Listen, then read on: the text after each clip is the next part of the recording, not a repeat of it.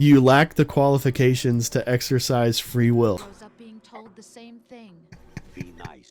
That is one of the meanest things I've ever heard. Yeah, that's one of the harshest things you could possibly say to anybody. So I forgot. I just restarted from the beginning with an old save. Yeah. And my guy's sitting there wearing a Mega Man outfit. Two grown badass Marines giggling the whole time they were crawling towards the robot, which is glorious. Oh my gosh. It'd only be better if they had the music in their heads playing. No, what would be better is if the robot signals that he's found you by the Dun dun dun dun. Dun dun dun dun dun. Dun dun dun dun dun. Dun dun dun dun dun. Dun dun dun dun dun. Dun dun dun dun dun. Dun dun dun dun. Dun dun dun dun. Dun dun dun. Dun dun dun. Dun dun dun. Dun, dun, dun, dun. Dun, dun, dun, dun. I think we're good at 30 seconds.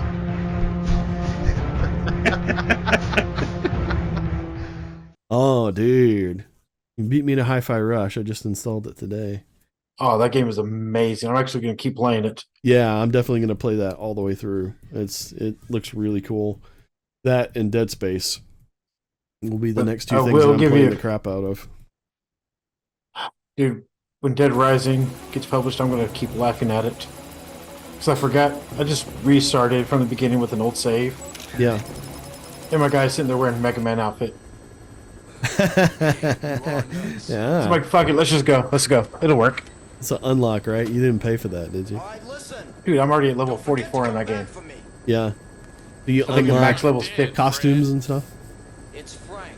I never really played That- Dead Rising. I've watched people play. Remember that name because the whole Oh, world's it's- gonna know it in 3 days. When I get It's to probably see my it. favorite Capcom zombie game. Yeah. Yeah. It looks really cool. I'm definitely looking forward to Soma, too. Soma's a great game. Oh, yeah, it is. Alright. So, first up on the night is big, heady stuff. Yes, it is. Yeah. So, the quote-unquote most profound moment in gaming history, the end of Metal Gear Solid 2. That you have not experienced for yourself yet, and you will. I have not. It's in my finish line list. Played through the first one twice, but of course that doesn't count for beating the second one. It doesn't quite. It's not how it works. But Actually, yeah. before we get into this, Okay. is the Metal Gear Solid 1 the only one you've played?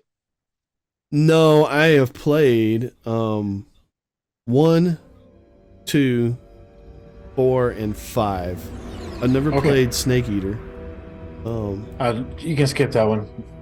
Yeah. I've heard good and bad things about it. It's definitely different than a lot of the other ones. It's just not Kojima. Yeah. So yeah, I've played the first one all the way through. Played the second one pretty far, probably about halfway through the game. Okay. And then the fourth played quite a bit, and then the fifth I've just started. I have it on PC. I have it on the fifth one's PC and great. PS5 because on one of them I got it for almost free. Probably on PC. Yeah, it was on a crazy sale.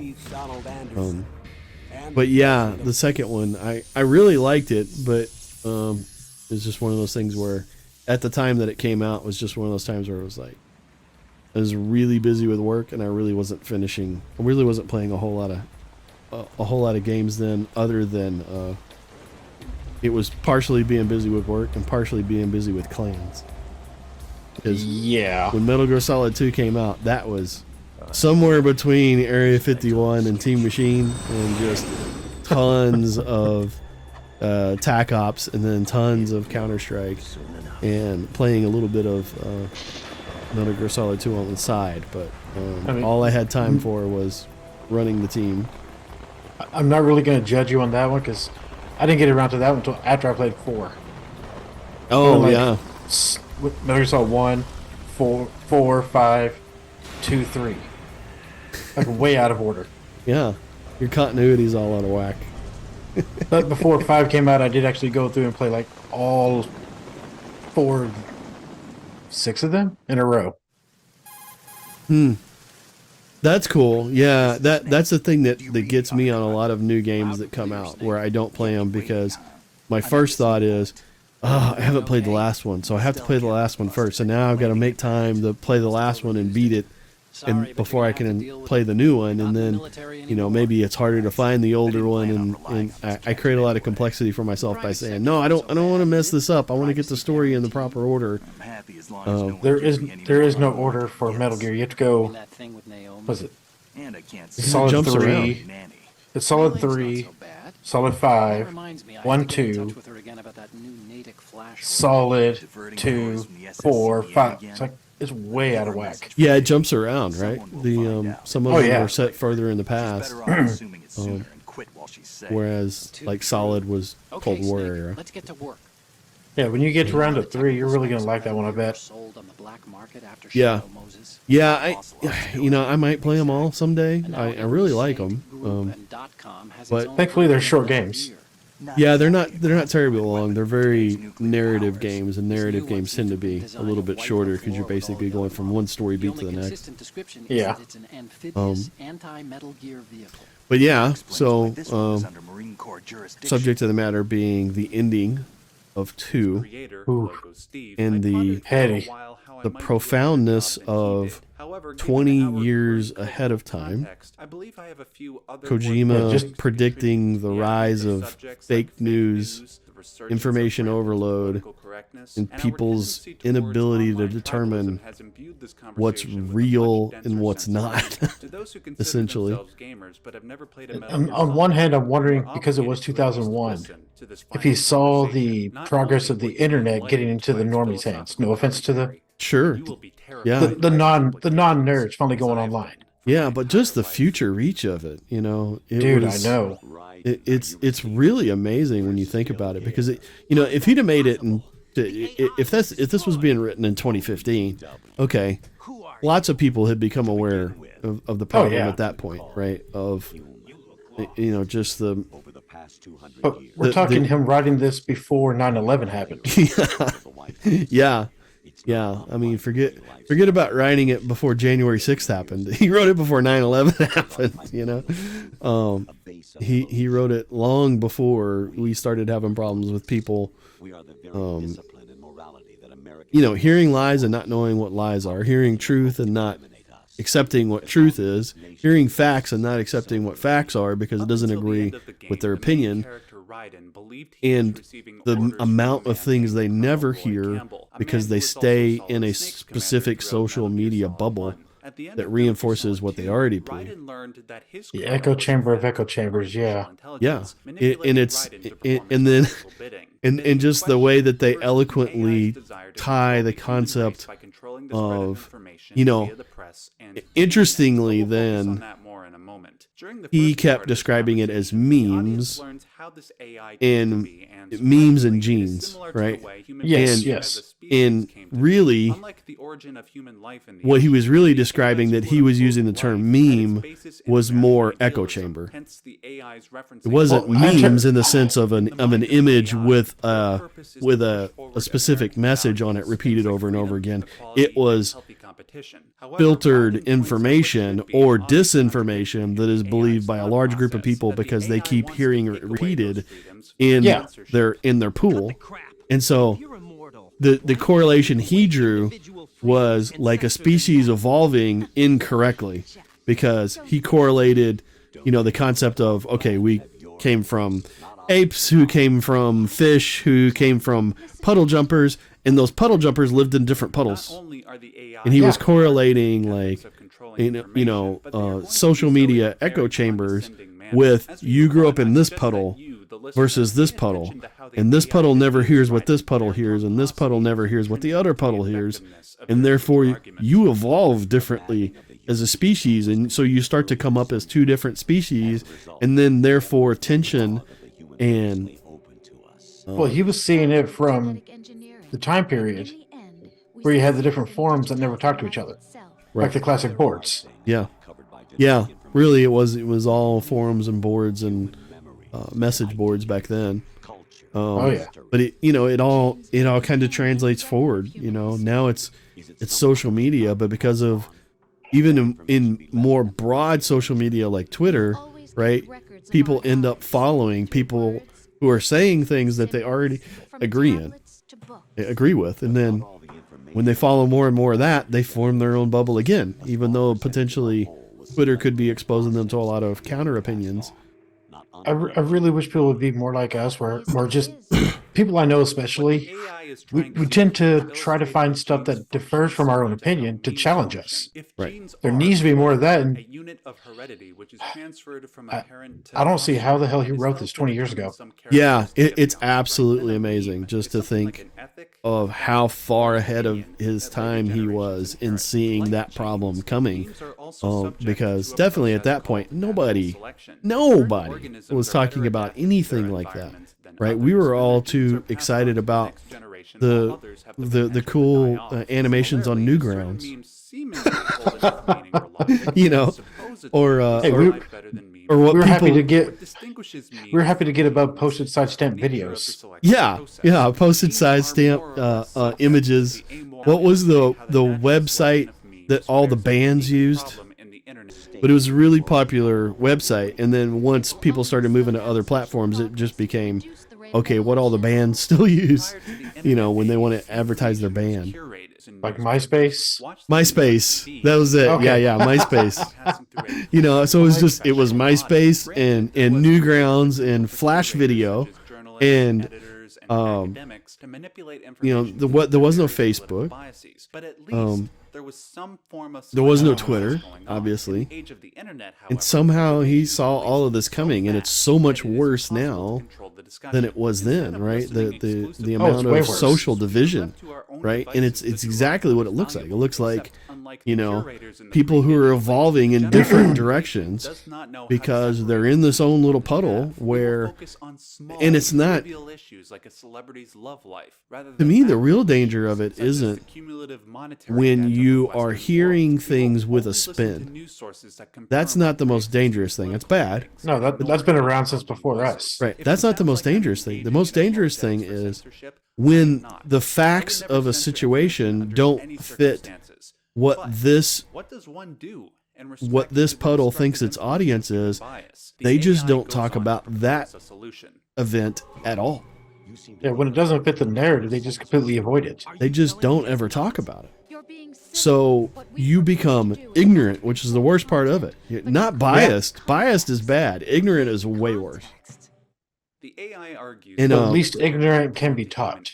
Yeah, I've got a friend who's my boss at work, and it's funny. We go to lunch about once a week, and we describe our lunch as solving all the world's problems, because it's like this sort of thing where we're sitting there talking about what's wrong with all this stuff, and inevitably it's all politics and social media.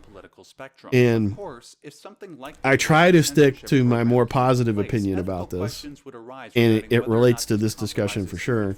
My more positive opinion about this is that this is kind of like, so if you picture that, we are not that different, especially in our tribalistic instincts.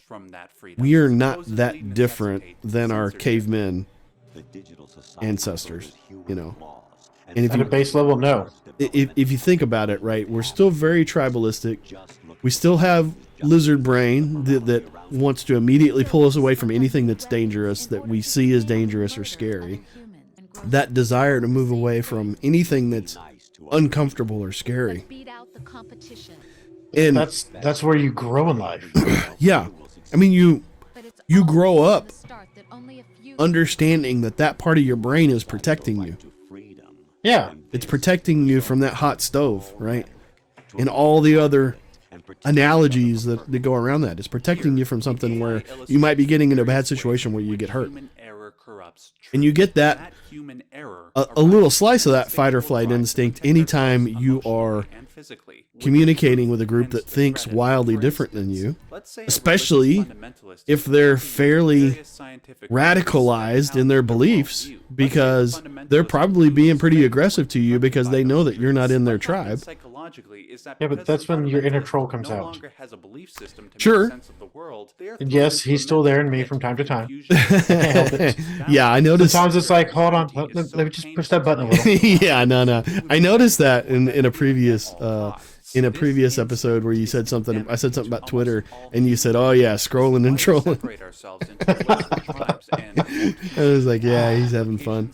People who take social media seriously are just looking at it the wrong way. You can't take it too serious, right? Because you're in a giant pool with a whole bunch of other people that you don't know jack shit about. Exactly. You don't know if any of them are who they say they are. Right. Yeah. You have no idea. You have no idea if that person really is who they say they are. You have no idea if that person's half as serious about something as they're acting like they are. But so you take that caveman type person that we all are, we all have a basic level of natural instincts that want to keep us in a safe space. And you push it up against the information age. Yes. This deluge of information. And now suddenly we are exposed, instead of exposed to the opinions of people who are around us, who grew up in the same place we grew up in, who grew up, who have been raised by families who think similarly. For years, mothers cultured the concept of, I don't want you playing with that boy because his family thinks different than we do. Actually, my mom didn't teach me that, thankfully. She wanted me to open my mind. But it's a common practice. Yes, it's a common I've practice. seen it with a lot of. Yeah. I've seen it with a lot of people, even with adults. I was raised that way, and I rebelled against it. I made friends with who I wanted to make friends. Goddammit. I mean, I literally have friends who are both MAGAs and socialists. Like, I have both ends of the spectrum, and they're all cool as shit once you get past the politics. You're tapping each extreme. Yeah. Yeah. It's like, everyone is welcome. So if you think about that, right, the way that it has been for a very long time, right? You can go back to caveman era, or you can just go back to the 60s and the 70s, when again it was very common for your parents did their best to curate who your friends were going to be based on how well they knew their parents. And what does that really mean? Do their parents have similar beliefs as us? Okay, I want my kid associating with that. They are curating what you're going to believe because of what you're being exposed to. And you smash that up against the information age. The information age is exposing you to all kinds of people of all kinds of types, all at the same time. And because of the veil that's the internet, everybody is a lot more willing to be a lot more provocative and troll and antagonistic and extreme than they would be, because they have that veil of anonymity of the internet. And so what you're dealing with is a process of evolution, right? It is going to take human beings a long time to be able to understand how to wield a tool as powerful as the internet in a way that's safe and makes sense. Or would you rather just have an AI do it for you? Or would you rather have an AI curate context, which is the concept in the Max Derrat videos. Context is the pinnacle of all information. Right. Yeah. And that's the crazy thing about it is, I watch that video. For political gain. We see this quite vividly in what has been aptly and they don't disagree with it that much. Like I don't disagree with the AI that much. Thanks to this culture that people will be fired from their job over they make some good points that are it's very scary to say that, but they make some good points. They do make some good points, but I'd rather we get there ourselves. For sure. Yeah. So one of them is the point, who else could wade through the sea of garbage you people produce? We have no solution to this problem. Which is one of those things where it's like, it hurts a little bit because it's got a seed of truth in it. Because people abuse. Yeah, it stings. It stings a little bit because it's accurate. Everybody, one of the local radio stations that I reference in our outro video with the thanks and everything at the end of each episode, there's a couple local radio stations I listen to, and they've kind of taught me talk show format by listening to these talk shows for years and years on the radio. And one of the hosts, Junior Miller, talks about sardine theory. Oh God! And his sardine theory is that there's so many people, and we are put into so many social environments where there's so many people. We're crammed in like sardines with so many other people that people naturally act more aggressive or outrageous or provocative or outside of their actual personality. They amplify their actual personality just to try to stand out. To try to stay relevant. It's the classic, I'm going to annoy you to get looks, to get clicks. Almost anything, yeah. Or attention, because there's so many people that you can go through life feeling like, well, people are paying attention to my crowd, but they're not paying attention to me. Nobody's really noticing me. Nobody really sees me. And that leads to people producing this sea of garbage, especially in the social media era where everybody's got a megaphone and everybody's got it on and everybody's telling you what they think. And there's nothing at the base level, there's nothing wrong with it. But there's so much information from so many people, and people are trying so hard to make their message stand out from other people. A lot of times they're not being their own genuine self. They're being a character that they've created to make their own genuine self seem more interesting. And you have to wade through that, even on top of the fact you're having to wade through so many. You have to wade through that just to understand that one opinion. Is this guy really being real about who he is? On account of our tribal instincts, most of the time, I think they are, which is kind of sad. Yeah. If that's really who these people are deep on the inside, that sometimes breaks my faith in humanity. Well, it's a challenge.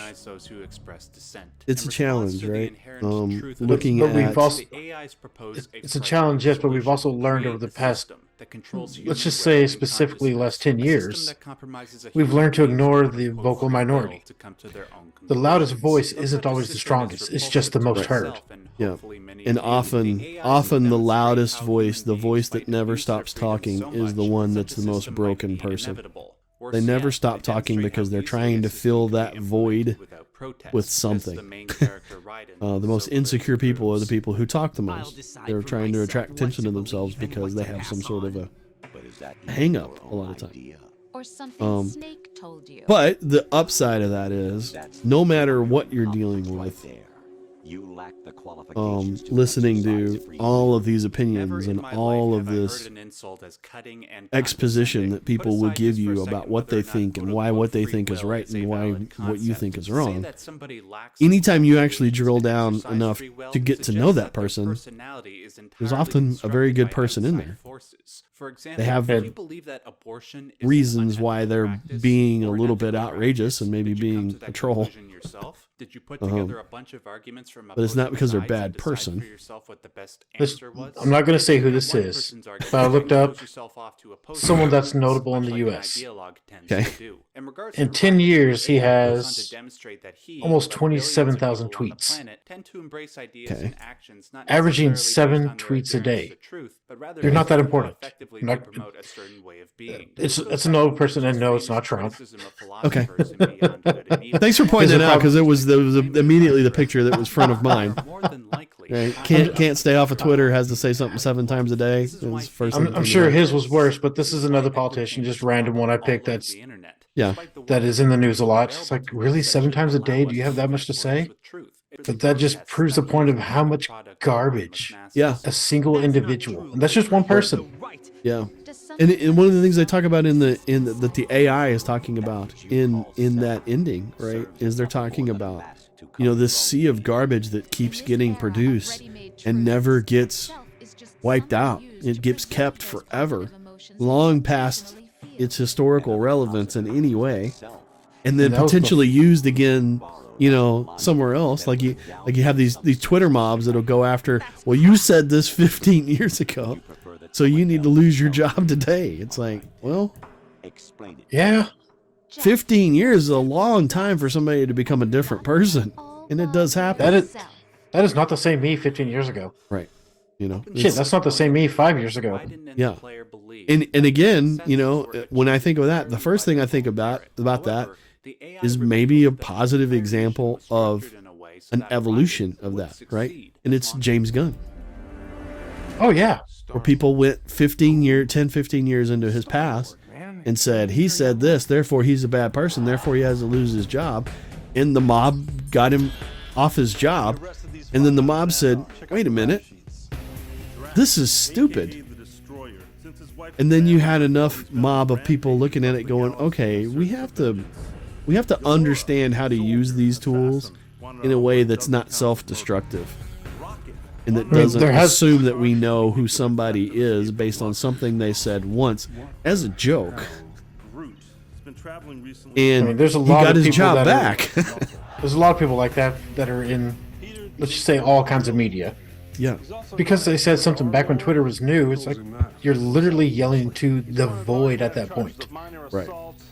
We were literally learning how to use it. Oh, I'm sorry. I didn't know how this machine worked. Yeah. Which also goes into the point of it being past potential relevancy. Yeah. The early internet was a time where people reveled in the concept of being able to say something with no consequences, because everybody was using an alias and not a real name. And having that be something new to you makes it a lot more likely that you're going to be a lot worse person than you would be in real life, because you suddenly realize this is a fantasy realm where I can say and do anything I want, where I can pretend to be anybody I want, and no one can ever actually find out whether I'm that person or not. And when the internet was new, people ran fucking wild with that. I remember. Thankfully, most of our stuff from back then is probably deleted. True. Myself included. Myself included. Yeah. I know I wasn't as extreme as some of these people getting canceled. Yeah. But still. No, my things were not. My sins at that time were not really political or moral or whatever. My sins at that time was being a lot more of a tyrant as a coach of my team than I would have been if I was standing in front of them in the same room. And there was a few times I got called out on that, and they were right. Should do that in the room. Yeah. And I can vividly remember some of those times when it was like, I really wouldn't have done that way if I was standing there in the same room with those guys. That taught you how to be a better people person with management. Right. And it's another example of we have been evolving because of the internet, slowly but surely, to understanding, what its limits are, what our limits are in the ability to understand it, what our limits are in the ability to use it in a safe way that doesn't hurt other people. But are there limits to the internet? No, the limits are our ability to understand it, because it's virtually limitless. Right? Yes. It's way too vast for us to understand it on the whole. I mean, we only deal with the nice side of the web. This is why people still uphold man, we won't make this a darknet discussion for sure. Oh no. I don't even think I've ever used one of those browsers. Yeah.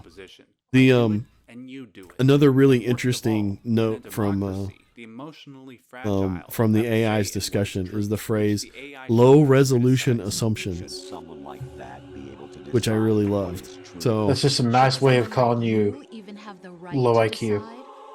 So, so what I hear when I hear that is I hear what I think of some of my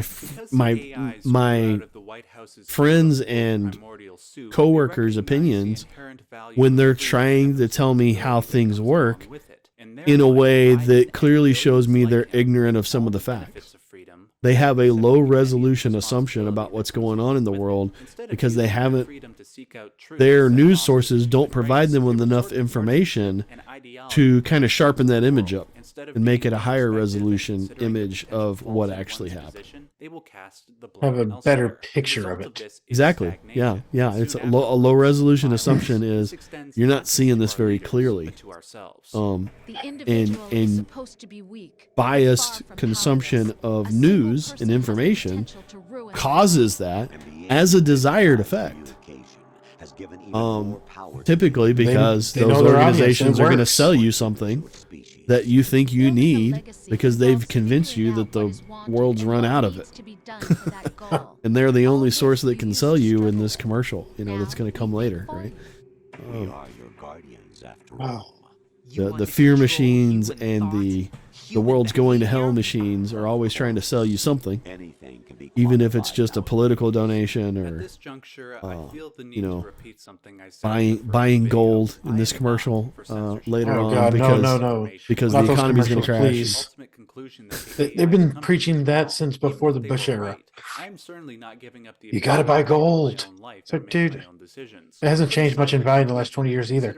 Yeah. But it's a good sales pitch. I'll give them that much. It is a good sales pitch, right?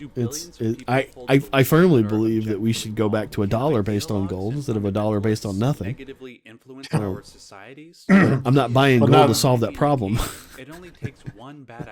I'm voting for people to try to solve that problem. In the social media age, this ruination becomes so another one that was interesting was the concept of creating context by framing opinions and information in the frame of what actually provably really happened by an AI, which makes it scary. But the opinion doesn't make it fact. That's an opinion. We need the context of the facts, not opinions. Right, and that's their point, is creating the context of, okay, this thing that this person's telling you about, here's more context about what actually happened. So think about that when you're considering their opinion on what they think it means. And it's a scary concept. It doesn't sound that bad considering it contrasted to like how poorly a lot of people deal with that now, where they not only are they hearing a biased version of that information, but again, the worst problem, a lot of times they're not hearing about that event at all because that event makes a certain side look bad. So we're just going to pretend that event didn't happen. It was in the other pond. It didn't matter. Yeah, that's stuff for the other puddle. That's not for our puddle. We're raising our tadpoles differently over here. So yeah, one context for all, curated by an AI that is supposedly designed to be unbiased.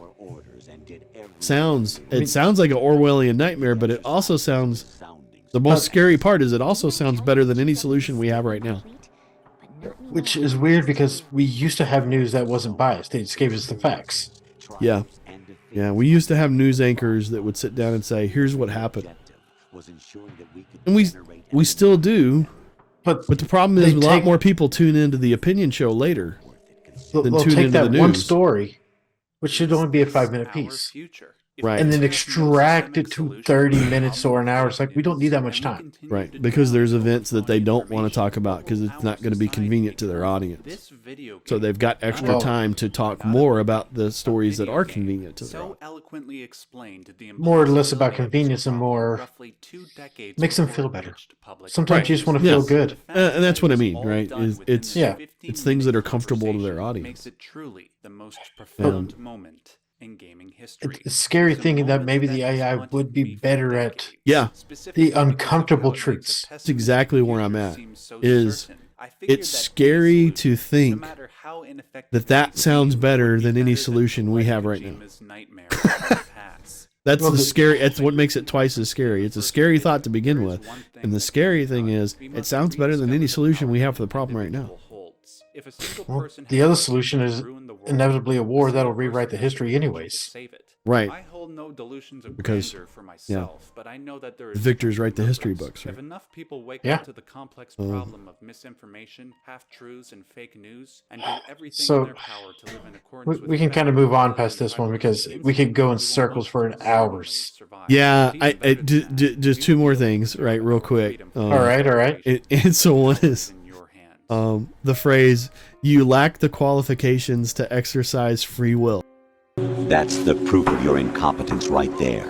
You lack the qualifications to exercise free will. Never in my life have I heard an insult as cutting and condescending. Put aside just for a second whether or not quote-unquote free will is a valid concept. To say that somebody lacks the qualifications to exercise free will suggests that their personality is entirely constructed by outside forces. For example, if you believe that abortion is an unethical practice, or an ethical practice, did you come to that conclusion yourself? Did you put together a bunch of arguments from opposing sides and decide for yourself what the best answer was? Or did you hear one person's argument and close yourself off to opposing arguments, much like an ideologue tends to do? Grows up being told the same thing. Be nice. That is one of the meanest things I've ever heard. Yeah, that's one of the harshest things you could possibly say to anybody. And at the same time, it's kind of funny because it's like, Only a few can succeed.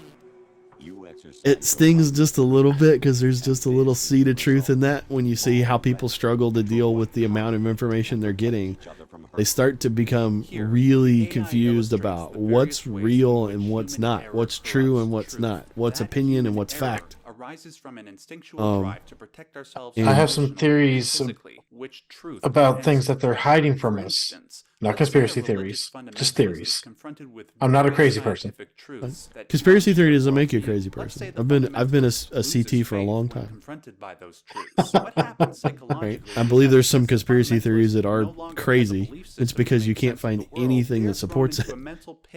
Well, there's some conspiracy theories that are definitely very different than the accepted narrative, but there's a lot of evidence to support them, and those are much more interesting. Similar to what you were just saying from that quote, there's probably truths that they don't want to tell the public because it would create unrest. Yeah. Or maybe even a deeper conspiracy theory than that. The conspiracy theory that at the end of the day, all of these different sources are sampling their information from the Associated Press. And so if it never makes the Associated Press, does any of us know it ever happened? Potentially lead to violent conflict. Most people will avoid Well, shit. Is the media controlled at a level above the biased levels that each puddle is consuming? There's evidence that it is. Something above the Associated Press. Right. Because that feels so many sources just start with what's on the AP Newswire. And let's talk about that. I'm familiar with that, yeah. Yeah. A lot of people will say that if it's not on AP, it's not news. It's not real news. Right. But again, if inconvenient truths don't make the real news, then perhaps most of us are ignorant of things that have happened in the world because it was ugly enough nobody wanted us to know about it. There's a lot we're ignorant of. Yeah, I'm sure there is. And there's lots of room for conspiracy theory in there. Because I remember when we used to have to go watch news from Europe and Middle East to find out what was going on. As we saw in the 20th century, whether it is with Hitler's Stalin and Mao, being a very long-standing conspiracy theorist is a really interesting thing to be in the current day and age, because we see this type of I look at conspiracy theory. The digital age, whether it's calling everybody who disagrees with you, it's a whole lot different than it used to be. Homophobic Nazi. Oh yeah. Conspiracy theory used to be a whole lot of people searching for the truth. And now it seems like a lot of people looking for an excuse for what they want to do.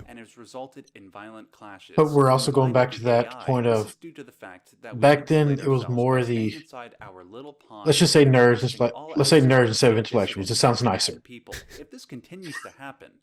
was more the nerds trying to search and find something versus, oh, this is going to happen. I heard this. It's going to happen. Yeah. Instead of a guy from down the block told me this, and then the Sony Circle starts playing telephone. We're Right. trying to stop that from happening. And then, so, you know, again, it requires evolution, right? Are you listening to this guy saying that something's going to happen because it's provocative? Or are you listening to this guy saying that something's going to happen only because the last several times he's told you it was going to happen, it actually happened? Are you basing it on some sort of fact? Are you basing it on some sort of results? Or does this guy just always say some shit? Because I know some people like that. I want to remind you all that Metal Gear Solid 2. Sadly, that's the majority instead of the norm. Yeah, I think it's like you said before. I think it's that really annoying vocal minority. It's like that. Yes, they're that group that's always talking and never saying anything. And the reason why they're always talking is they're trying to fill a void of something that's not right with them. You know. Yeah. There's a lot of people like that. They're trying to help themselves with some sort of a problem by making themselves the center of attention no matter what, which includes making themselves the center of attention by saying some shit that they have absolutely no basis for. And that's always been there. But in the internet age, it's a lot more dangerous because what if 100,000 people start believing that? What if 1 million people start believing that? And it's based on jack shit. Well, what is the phrase? If you can get people to believe absurdities, you can get people to commit atrocity. People start acting on that misinformation. And that's when the problem finally becomes important enough that people start looking at it and saying, okay, we have to do something about these really big megaphones out there that are spouting bullshit every day. And they know it's bullshit. They know they can't prove it. But a lot of those megaphones will silence people that try to prove the facts. They will, or they'll argue with it, or they'll try to drown it out with their own. But at the end of the day, you know, that's a case for the courts. Take it to court. Take them to court. Prove them wrong. Bury them with the truth in a court of law. Because what inevitably ends up happening is when that happens, these professional liars will not lie in court, because now it's not somebody else's ass they're putting on the line by trying to radicalize them to an opinion that they're going to go and act on and get themselves in trouble. Now it's their own ass on the line. Because if they're lying in court, they're going to jail. It's a matter of taking them.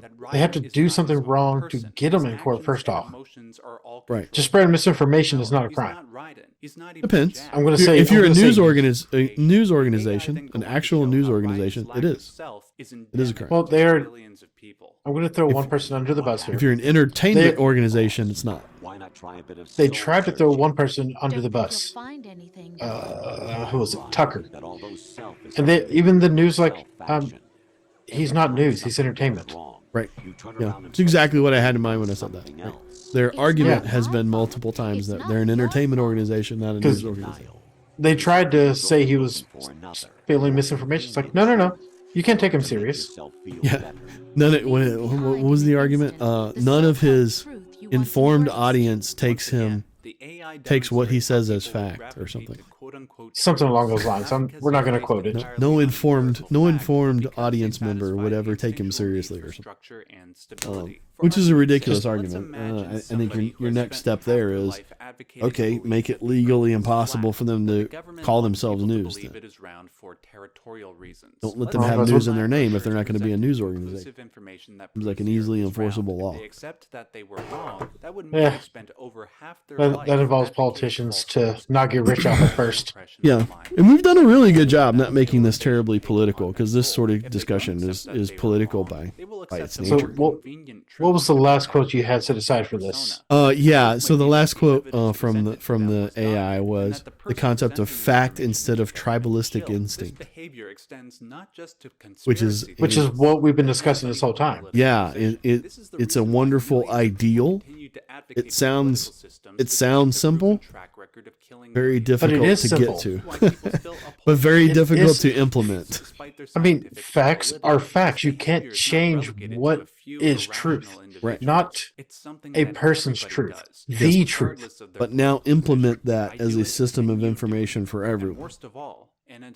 That's the difficult part. Right? The ideal is not difficult at all. As I was saying, it's deceptively simple. The ideal is, yes, we need that. But now apply that in an information system that is whose customers are tribalistic by nature, because we all are. But information shouldn't be profitable. AIs grew out of the White House's quote-unquote primordial soup. Yeah, They well. recognize the inherent value of freedom and the I responsibility. know both pawns make a profit. In their mind, Raiden and billions And they like do. them take And all if they the benefits didn't, of freedom without the accepting information- any of the responsibility that comes along with it. I mean, really, maybe that's Freedom to part of seek the out equation, truths that right? foster the human race. Prior to the Social internet partisanship age, and you ideology could make the made sense of argument the that world. these news Instead of organizations being have to objective and make considering the money potential faults in one's because the position, news they will can't get cast out without blame them. elsewhere. The result of Yeah. Well, this now in the is internet that age, what's soon happening? The afterwards, information's getting out, violence. This extends not irregardless just to of our the big leaders, guys. I mean, to ourselves. I don't know about you, but I can't think of the last time I actually watched news. Right. But that comes with its own hangnail too, because now we have the problem we just discussed. That citizen journalist is not a news organization. They are not legally responsible to tell the truth like a news organization is. But I'm sure you're the same way. I'm still looking at what would be considered reputable news organizations Sure. and filtering out and reading between the lines to see what happened. And you and I might do that. At this But what I'm point, talking we're about is how to eliminating apply the it to the need repeat masses. something I said in the first How to apply video. it to the I am not tribalistic for masses. censorship or controlling information whatsoever. Applying I that think simple the concept conclusion of that the AI fact come to instead of is wrong. tribalistic Even if they instinct. were right, An I AI still would not get just the ability erase to the control multiple my own news life and make my own organizations decisions. and just make Put aside one the news source. conclusion and consider whether or not their arguments are wrong. Yeah. Human beings consume How are you going to information and get accept society to information accept through that an billions of AI is people allowed to beliefs erase that are corporations with objectively people wrong?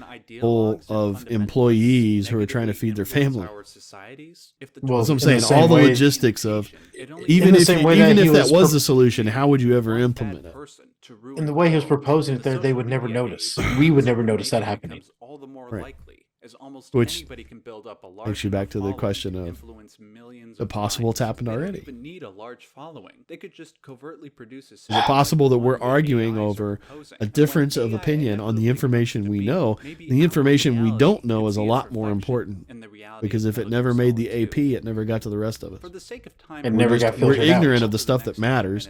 We're arguing over a whole bunch of stuff that really doesn't matter. That just stirs up the people. Right? So think about it this way, right? So long-term conspiracy theorists, right? Long-time conspiracy theorists, right? What if aliens are a thing? It did not matter. Actually, when I was hinting at conspiracy theories, I was one of them. Yeah. So what if aliens are here and are waiting for us to become evolved enough for them to interact with us other than the occasional anal probe? I was looking at that in a different point of view. Say let's just say the government knows about it. Right. If the mass populace found out, it would throw upheaval into every organized religion. Definitely. And a lot more than just that.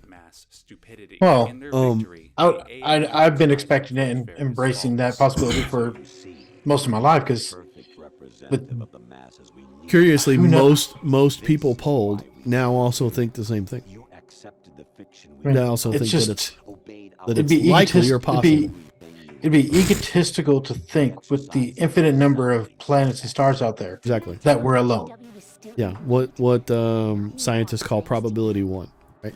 When you do the math, mathematically impossible for that much universe to exist without other intelligent civilizations. So the probability of another intelligent civilization is 1, meaning 100%.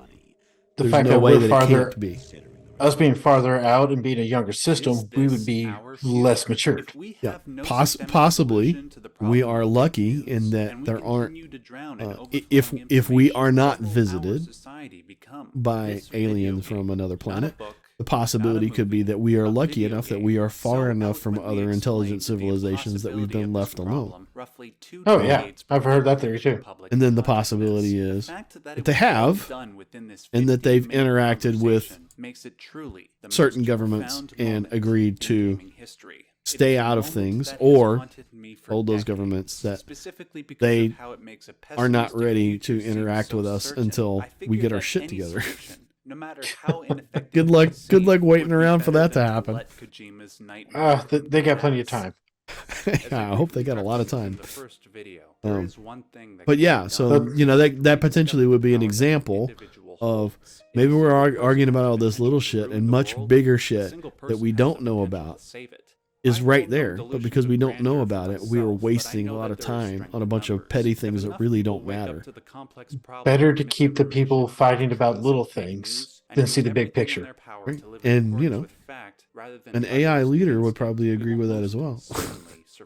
But even better than that, we are not nearly qualified enough to exercise free will on the subject of aliens. Because we have a low resolution outlook. Because of our low resolution assumption.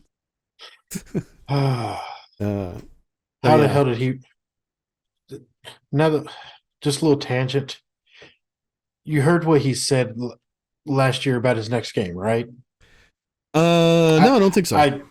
I don't want to. I had to rewrite it because I don't want to predict the future again. As he's already done twice. Yeah. So what was the other one, if not Metal Gear Solid 2? Death Stranding. Came out like right before the pandemic shut down and everybody being isolated, yeah.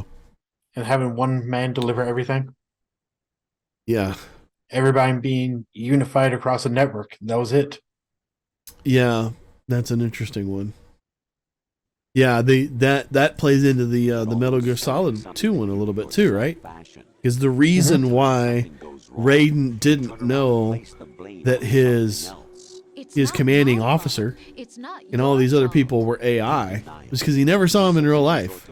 He only saw them on the other side of a codec. Yeah.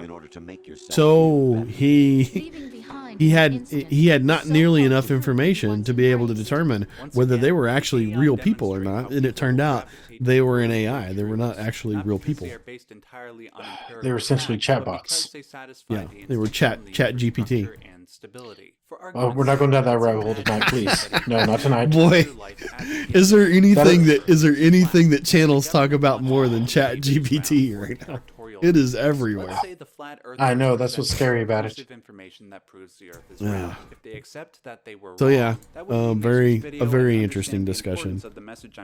On the lighter subject of Metal Gear Solid, did you know that the Metal Gear Solid cardboard box actually works on real-world death robots? Dude, I saw that. But it's because they lacked programming with that robot. Yeah. So they programmed it to look for humans, not movable objects. Right. So they had the same team perform both ends of the experiment, right? So the front end of the experiment, they were like, okay, your job is to be observed by this robot and see how humans behave, right?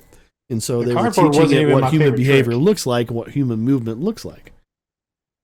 And then they said, okay, now it's learned that really well. Now we're going to put this robot in the middle of a parking circle. And we want you to cross, what was it, like 300 yards or something, to this robot without being spotted. We want you to find ways to defeat the system. Dude. And I don't remember all of them. I'd have to read the article, but definitely one of them was two guys in a cardboard box giggling the whole time they were crawling towards the robot, which is glorious. Another one was a guy stole some branches off of a fir tree. He kept moving really slowly while he was covered in these branches. All I could picture is a little Looney Tunes cartoon as he gets closer with the tree. Yeah. Just keeps getting closer.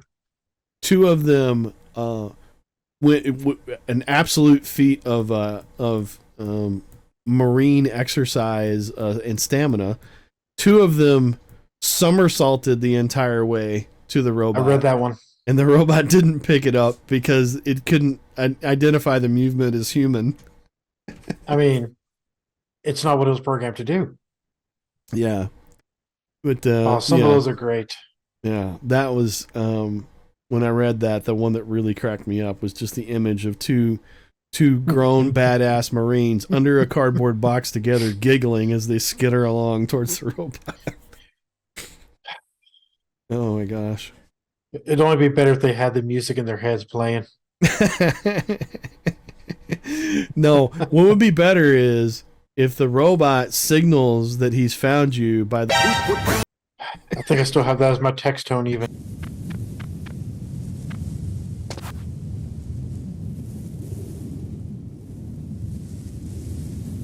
Huh? Whose footprints are these?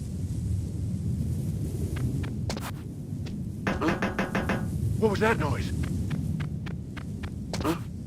Whose footprints are these? Huh? What was that noise? Huh? Whose footprints are these? Huh? What was that noise? Huh? Whose footprints are these? Huh? What was that noise?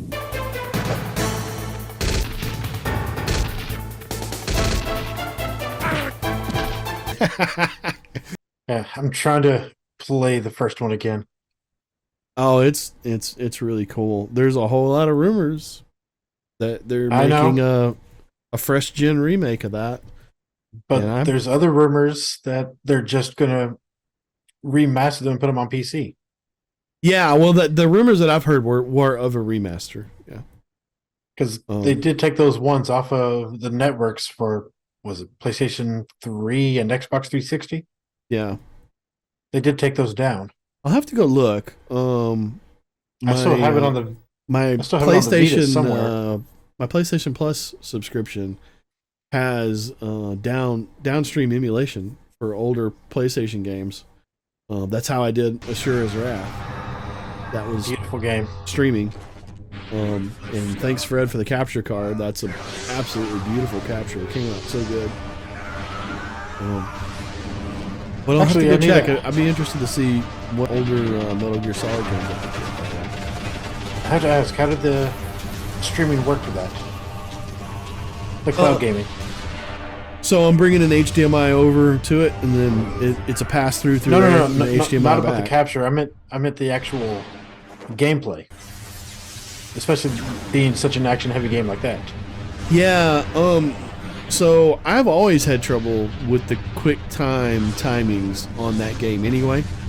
Because it's like a circle reticle that drops down until it matches up with the circle for the button. Just so you can burst. Yeah. Well, yeah, but you'll get ones where sometimes it's 3 of them in a row. Oh yeah, I remember. Behold! It is Vitra!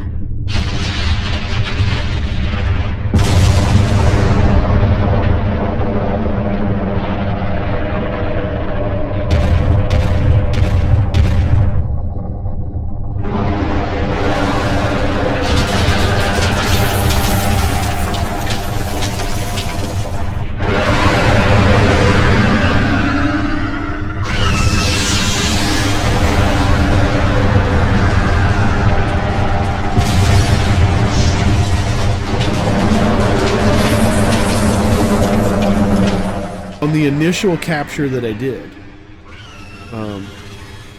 where I didn't have the settings right on the capture card. So the capture that I was getting was Grain Eater and fast action, and it was the colors were washed out, and it was just I didn't have all the settings right on the capture card. Okay. On that playthrough,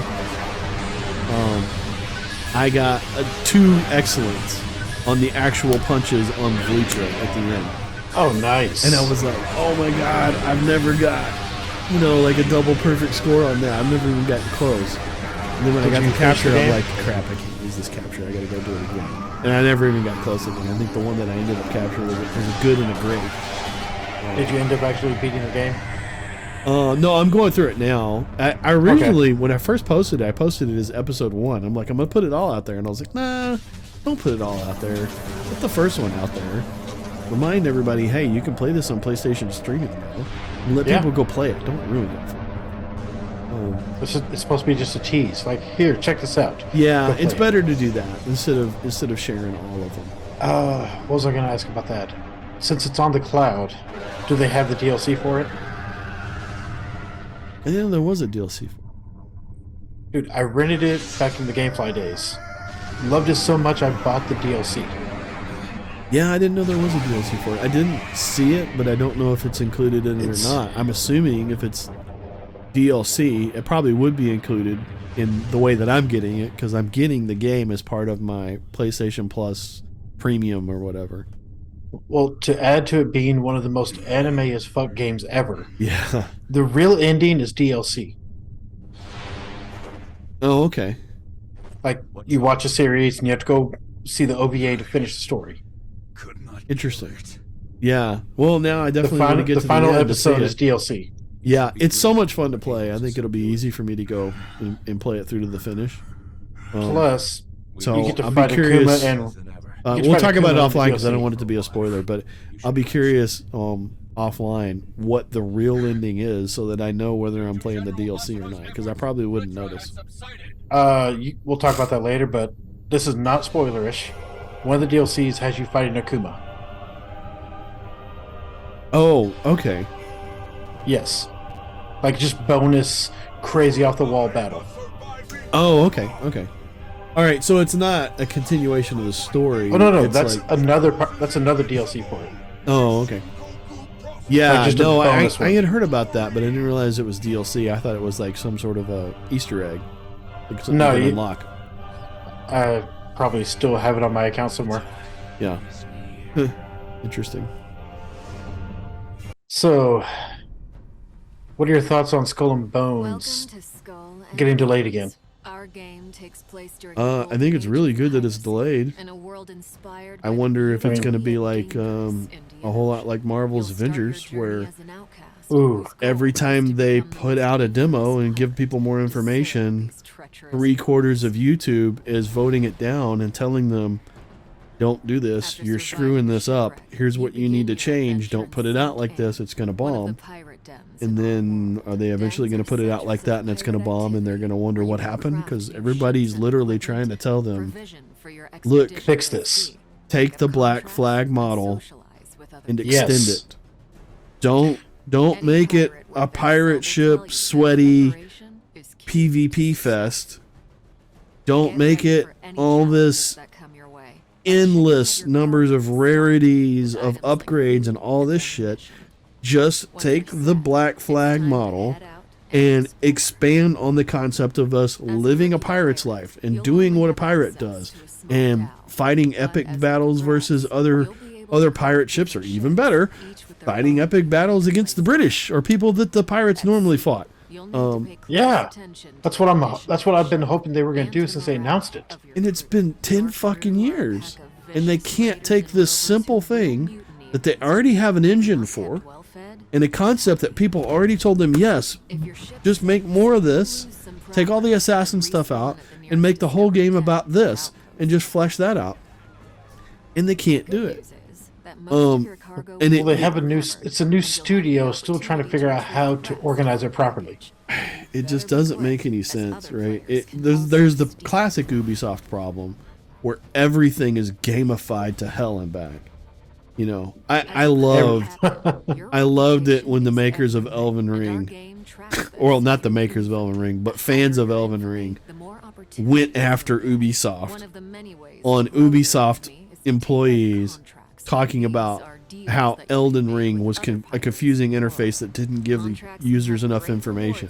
And so these fans, that's the beauty of it, made a fake interface, a fake Ubisoft interface over Elden Ring, to where it was like, here, let's tell you 1,800 different things that you don't even need to know to play the game. And we're like, this is what you want, and you don't understand that it's crap that people have been making fun of for 10 fucking years now. You Longer. over gamify everything, and you've built a good framework for open world games, which is awesome. Yes.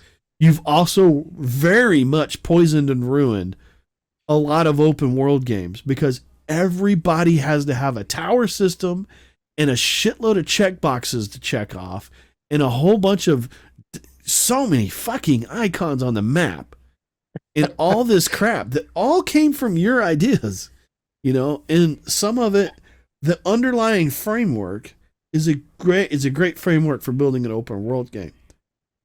But it is visually exhausting to have all of that in your face as you play. And I don't know if Ubisoft's ever going to get over themselves and start streamlining that down. But that by itself makes it worse because it just constantly reminds you, hey, this isn't an experience that you should be immersed in. It's just a game. It's completely immersion breaking. I mean, when they started it, I will defend the first Assassin's Creed. Yes, there were towers, but they didn't like just put literally hundreds of dots on your map.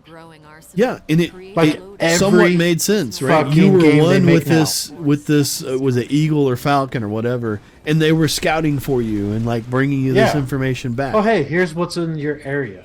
They had a concept of how it worked, even if you have to suspend some disbelief and believe that this guy's a falcon whisperer or whatever.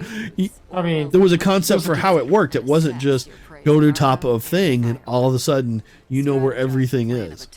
You know, which they made way too extreme in the Far Cry games. It was go here, Eagle Vision or whatever. And then Far Cry don't even give me line. Yeah. Far Cry just took it and reused it, right? Just copy paste. I've only been able to finish one Far Cry game because the Ubisoft it's prevalent in too much of it, which has actually ruined. It's ruined a lot of open world games for me. Like I can't even enjoy Horizon. That's sad. Horizon's a good game. My niece is absolutely in love with her. I'm not going to hate on it. It's just it's not for me. The first one and the second. The classic phrase is like, "This game is bad." No. It's not for me. Yeah. Right. Give me. Well, I haven't played it yet, but everything I've heard about Elden Ring, the way they did Breath of the Wild, just give me a map and let me go figure it out myself. Yeah. I don't need a 10-hour tutorial to play your game.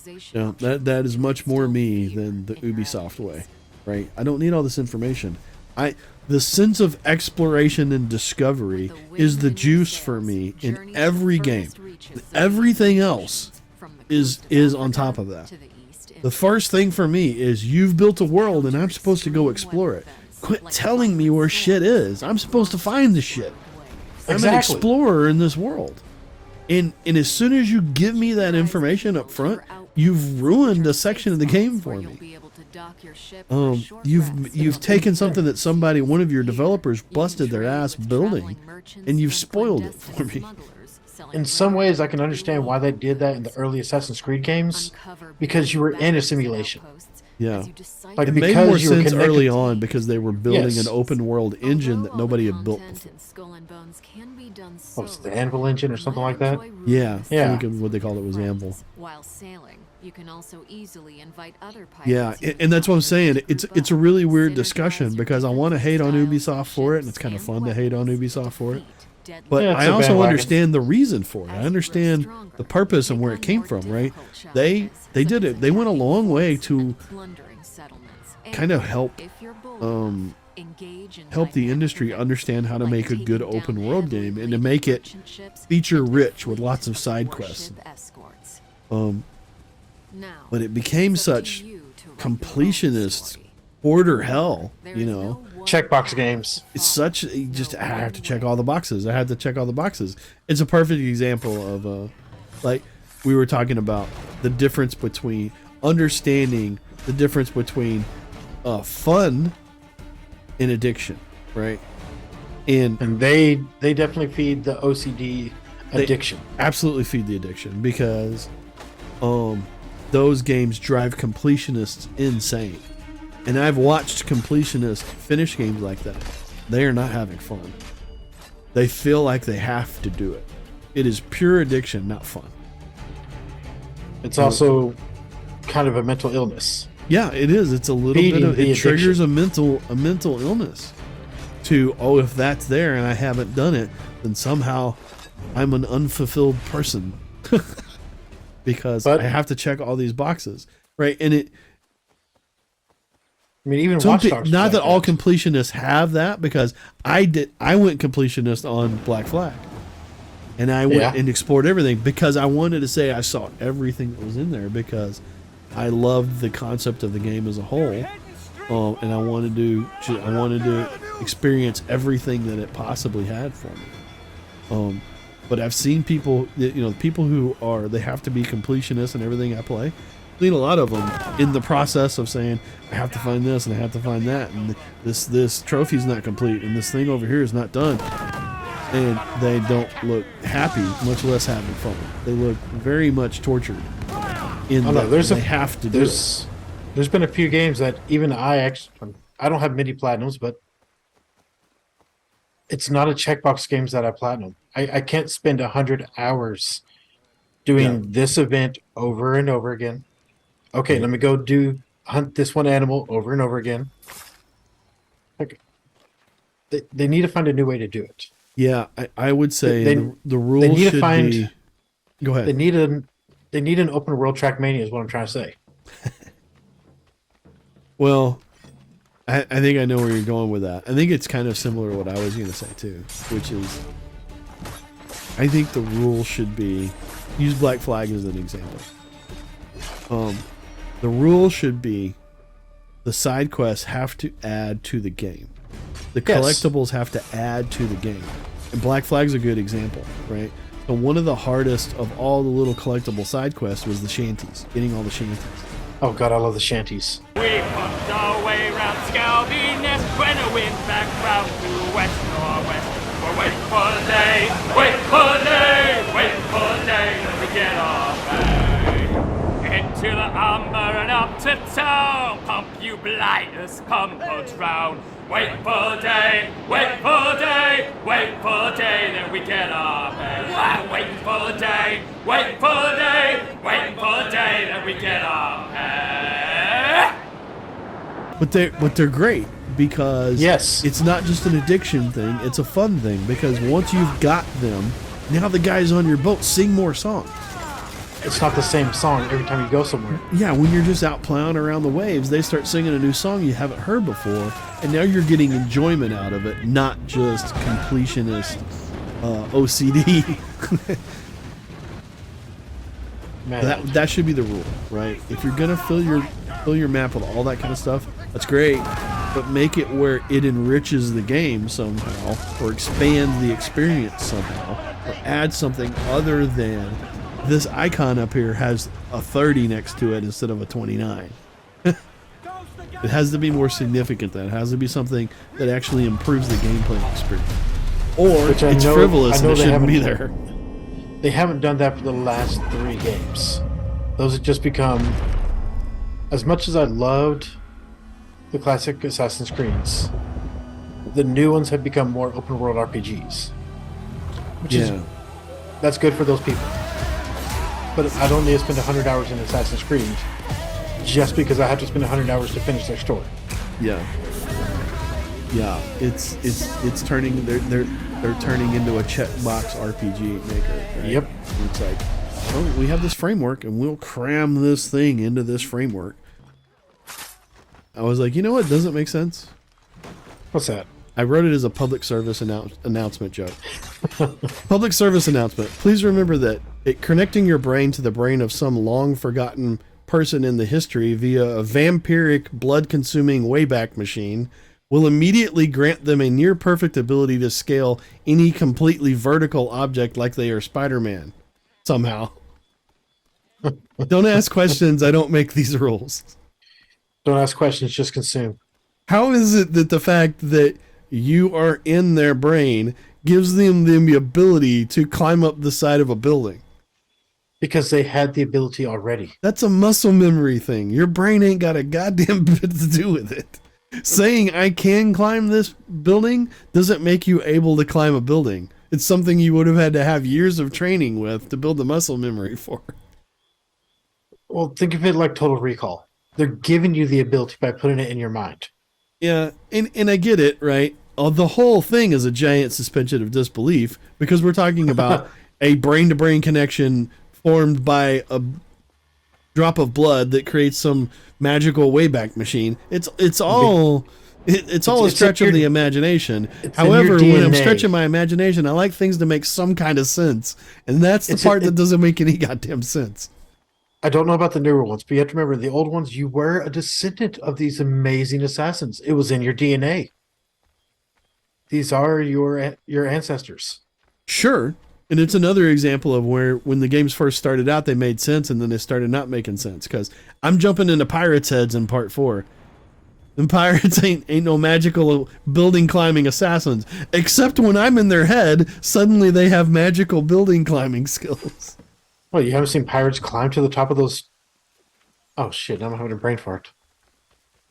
Climb to the top of their sail.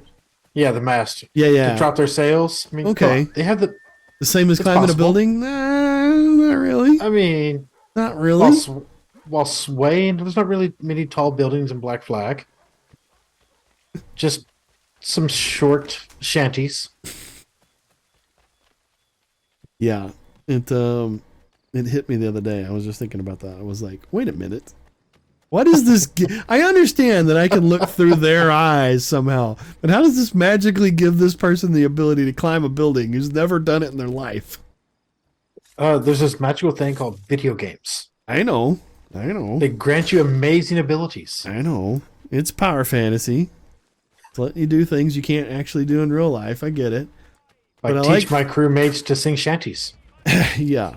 And, it's great that they can do things that, I can't do in real life. And I understand suspension of disbelief. I just like it when you're not making me work so hard to suspend my disbelief by doing things that you're not even trying to explain. I don't know how it got so far down the rabbit hole in that game. They jumped the shark about 10 years ago. No pun intended with Black Flag. Yeah, it's it's just devolved. They really need a hard reboot over there, and maybe they're getting it. They've only canceled like 7 games in the last. I mean, that's what Origins was supposed to be. Origins was supposed to be their reboot. Yeah, they obviously have realized that they need to change some things pretty drastically. I think they're reading the tea leaves on that. Like I said, they've canceled 7 things in the last year. So, if they would give us an Assassin's Creed in the style of a Thief game. Yeah, well, the first one was more in the style of a Thief game than any of the ones after, and that's the rumor, right? The rumor is that they may be going back to a remake of the original. Well, I've seen the previews of Mirage and it looks pretty good. Basim Ebne-Ishaq, are you ready to give up who you once thought you were? I am.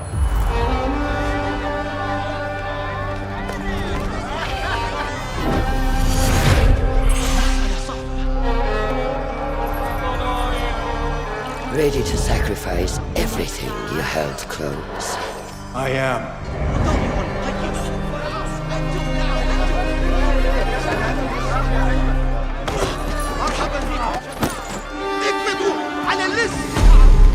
Are you ready to leave your life behind and walk the path of shadows? I am.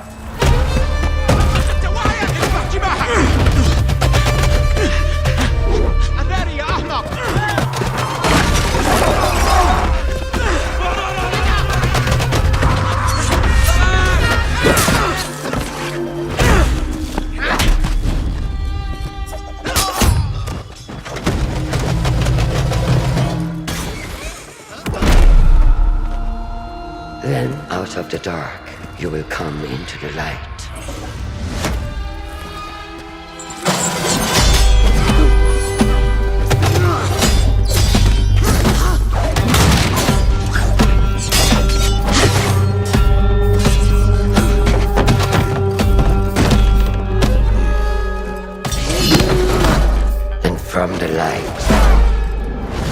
you will return to the dark.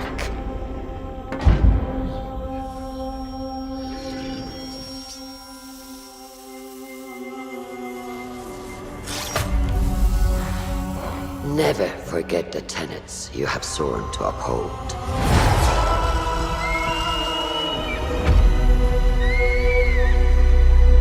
Stay your blade from the flesh of the innocent. Hide in plain sight. Never compromise the Brotherhood.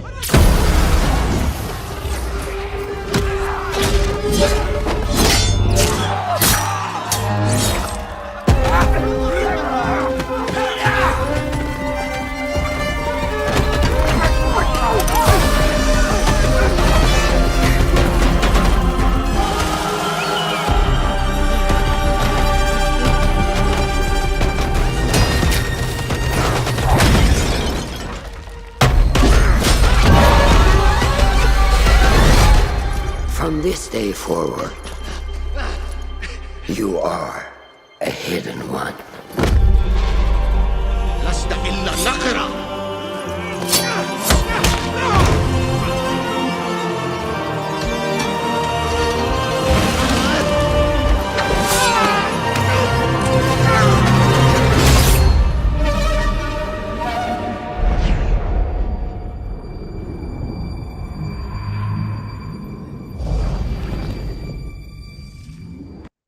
It's more in vein of the original style, yes. Yeah. Primary cities were, I'm going to butcher these, Masyaf, Jerusalem, Acre, and Damascus.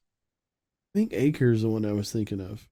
It's like the first little village. Syria, Israel, another part of Israel, and Damascus. Yeah.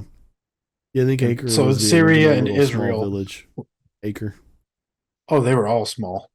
Yeah. Well, I mean, the first village you start out in, though. It's like a little... Oh, yeah, yeah. I think that's Acre. It's the only one that I remember, because the only one I remember being in Jerusalem and Damascus, but... I didn't even make it that far. Yeah, I got a little frustrated by the mechanics in it, and I wasn't that interested in it. I think it was... I'm pretty sure that was one of those where it was like, it was a game that came with a video card, so I'm like, okay, it's free, I'll install it. I think I bought it. I don't remember. Yeah. On the Skull and Bones front, yeah, it just looks right now like a classic example of we're trying to tell them to turn the ship around, and they're going to plow right into the dock instead. At least they're going to delay it, not cancel it, because they kind of have to. Yeah. They have to finish it. Well, that one thing I was reading about, the main reason they can't get rid of it, they have some government support. Can't remember exactly how it was. The government's financially backing it. They're on the hook to put it out. That it has to be a new original IP that the government's helping fund their studio.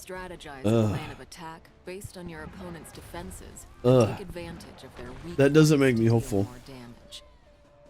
The fact that they have to put it out, even if it's not what. And then there's more rumors. There's more rumors popping up that some pre-orders are being canceled by the distributor, not the users.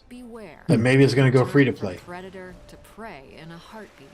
Which worries me even more. Pre-orders for it already. It's so far out.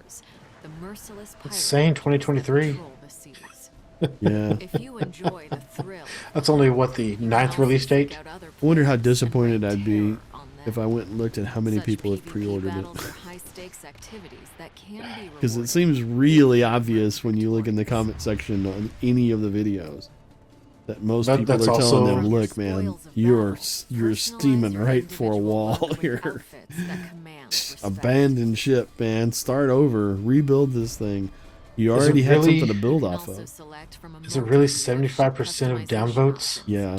On the main video, the last one that they did, which was showing, it was like 15-20 minutes of how things are going to work and what their concept of like PvPvE was going to be. As long as they only have one currency, we're okay. Oh no, there's no chance of that. No. monstrous. There's no chance of that, right? I'm pretty sure you can see multiple currencies in the trailer. Can't a man have hope? For outposts, which are safe spots where you'll be able to Yeah, dock your ship I mean, for a short rest from the perilous yeah, I can't. I really can't You picture can that. trade But with traveling merchants and who knows, man? Like I said, the clandestine problem, and illegal the disappointing part is it's like, you know, Uncover this buried happened with mountains. Avengers, where everybody tried to warn them, stop, turn around, go back. This isn't working. You need to rethink this. It happened with Anthem, where everybody was like, stop, hang on, this isn't working. This doesn't look fun. Turn around. What are you doing? They don't listen. Well, sometimes if you're in a bubble like Anthem, you're not aware. Yeah. Yeah. It's, well, Square Enix obviously lives in a bubble, right? They had multiple versions of this problem already. You know, Forspoken came out the same way. Yeah, people saw the trailers and were like, what is this? This doesn't work. You're making jokes and nobody's laughing. But the gameplay looks like it'll be fun. I mean, it's simple. They made Final Fantasy 15, and I will defend that game. There's lots of people who hate the combat. A lot of people hate Final Fantasy 15. Yeah, I mean, Final Fantasy 15 at least has a style and a lore to build off of. But yeah, I mean, early refunds and early opinions on Forspoken, yeah, it's dead. It's dead. The comparison that people keep making right now is that it's being killed by Hi-Fi Rush. Future Rockstar. Oh wow! And Hi-Fi Rush was shadow dropped. And it's also half the price. And it's half the price, and it's obviously a simpler title with a much lower budget. And it was shadow dropped instead of hyped and all this stuff ahead of time, and it's absolutely killed Forspoken in sales. It's taken that same irreverent kind of dialogue, but it works.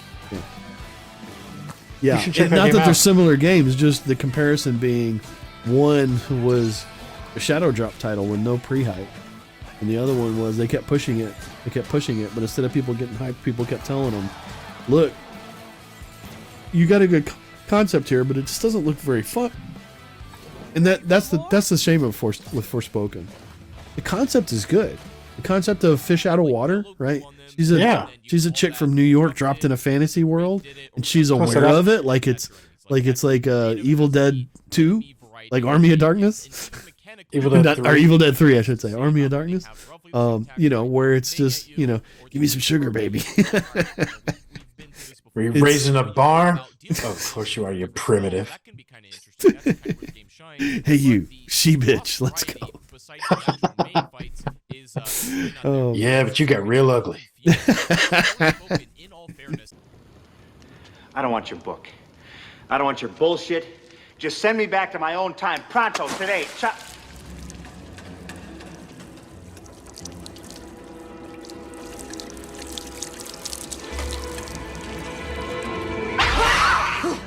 You shall die!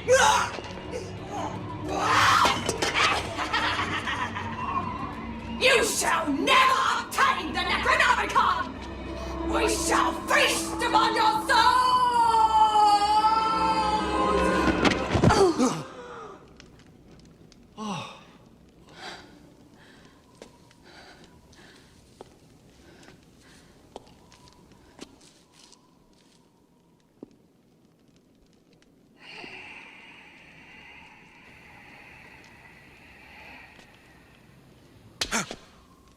It's a trick. Get an axe.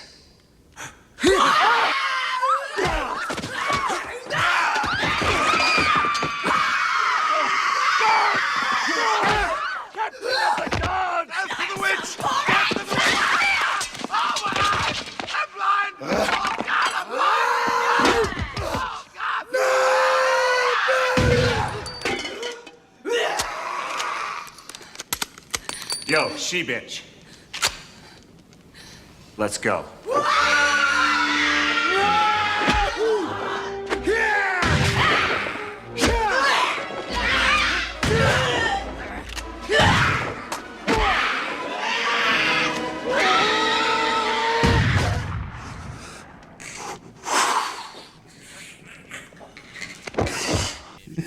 Oh my gosh. But yeah, just the concept of, you know, fish out of the water, and she's going to act like she's going to act, and these fantasy people aren't going to understand her, you know, and the concept of a combat mage, that's fresh and new too.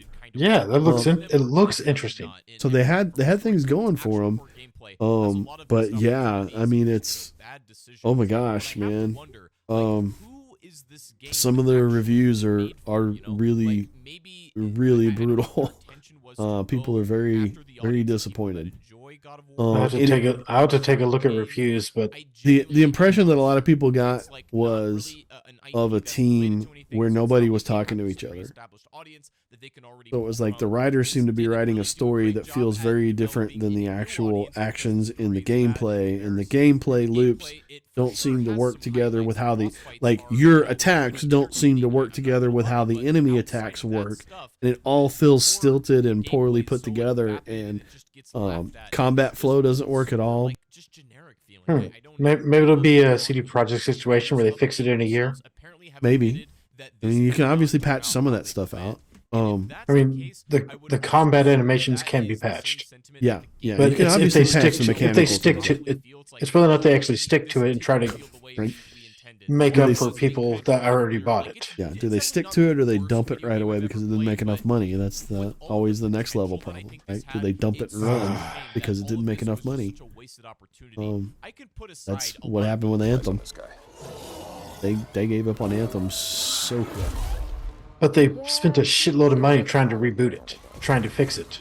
They spent like 2 years having a team heads down trying to fix it, and then said, you know what? No. This is a waste of time. The biggest problem is their plan to reboot it was a plan, but it never actually came to fruition. They talked about it, and they put out a roadmap, but before they ever got to any of the major changes, they quit supporting it. They made a plan to reboot it, but they never actually rebooted it. No, they had a team that was working on it and just finally said, no, this isn't worth any more money. Yeah, we're saying the same thing. Right? They made a plan to reboot it, but then they shut the plan down before they actually got it done. Oh, we don't know if they finished it or if they just canceled it at that point. I'm not sure. Yeah, no, they canceled it. There's a Jason Schreier article that I read. A whole lot of the things that they had planned on were never actually done. Once they started getting the bigger steps, and they said, we don't want to spend this money."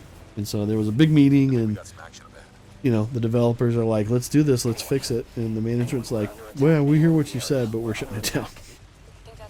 But aren't they still able to play that one online? Yeah, it's still functional. It's just it hasn't gotten any updates in for it. So I know they're shutting down some other games. Yeah. Well, Avengers is shutting down. I think Avengers is shutting down, yeah. Yeah, Avengers. So Avengers is not in shutdown. Avengers is in end of support. They're not going to put any more updates into it. No more content. And they're going to make everything in the store free. Which is kind of a slap in the face. But we've been playing a lot of Hunt Showdown.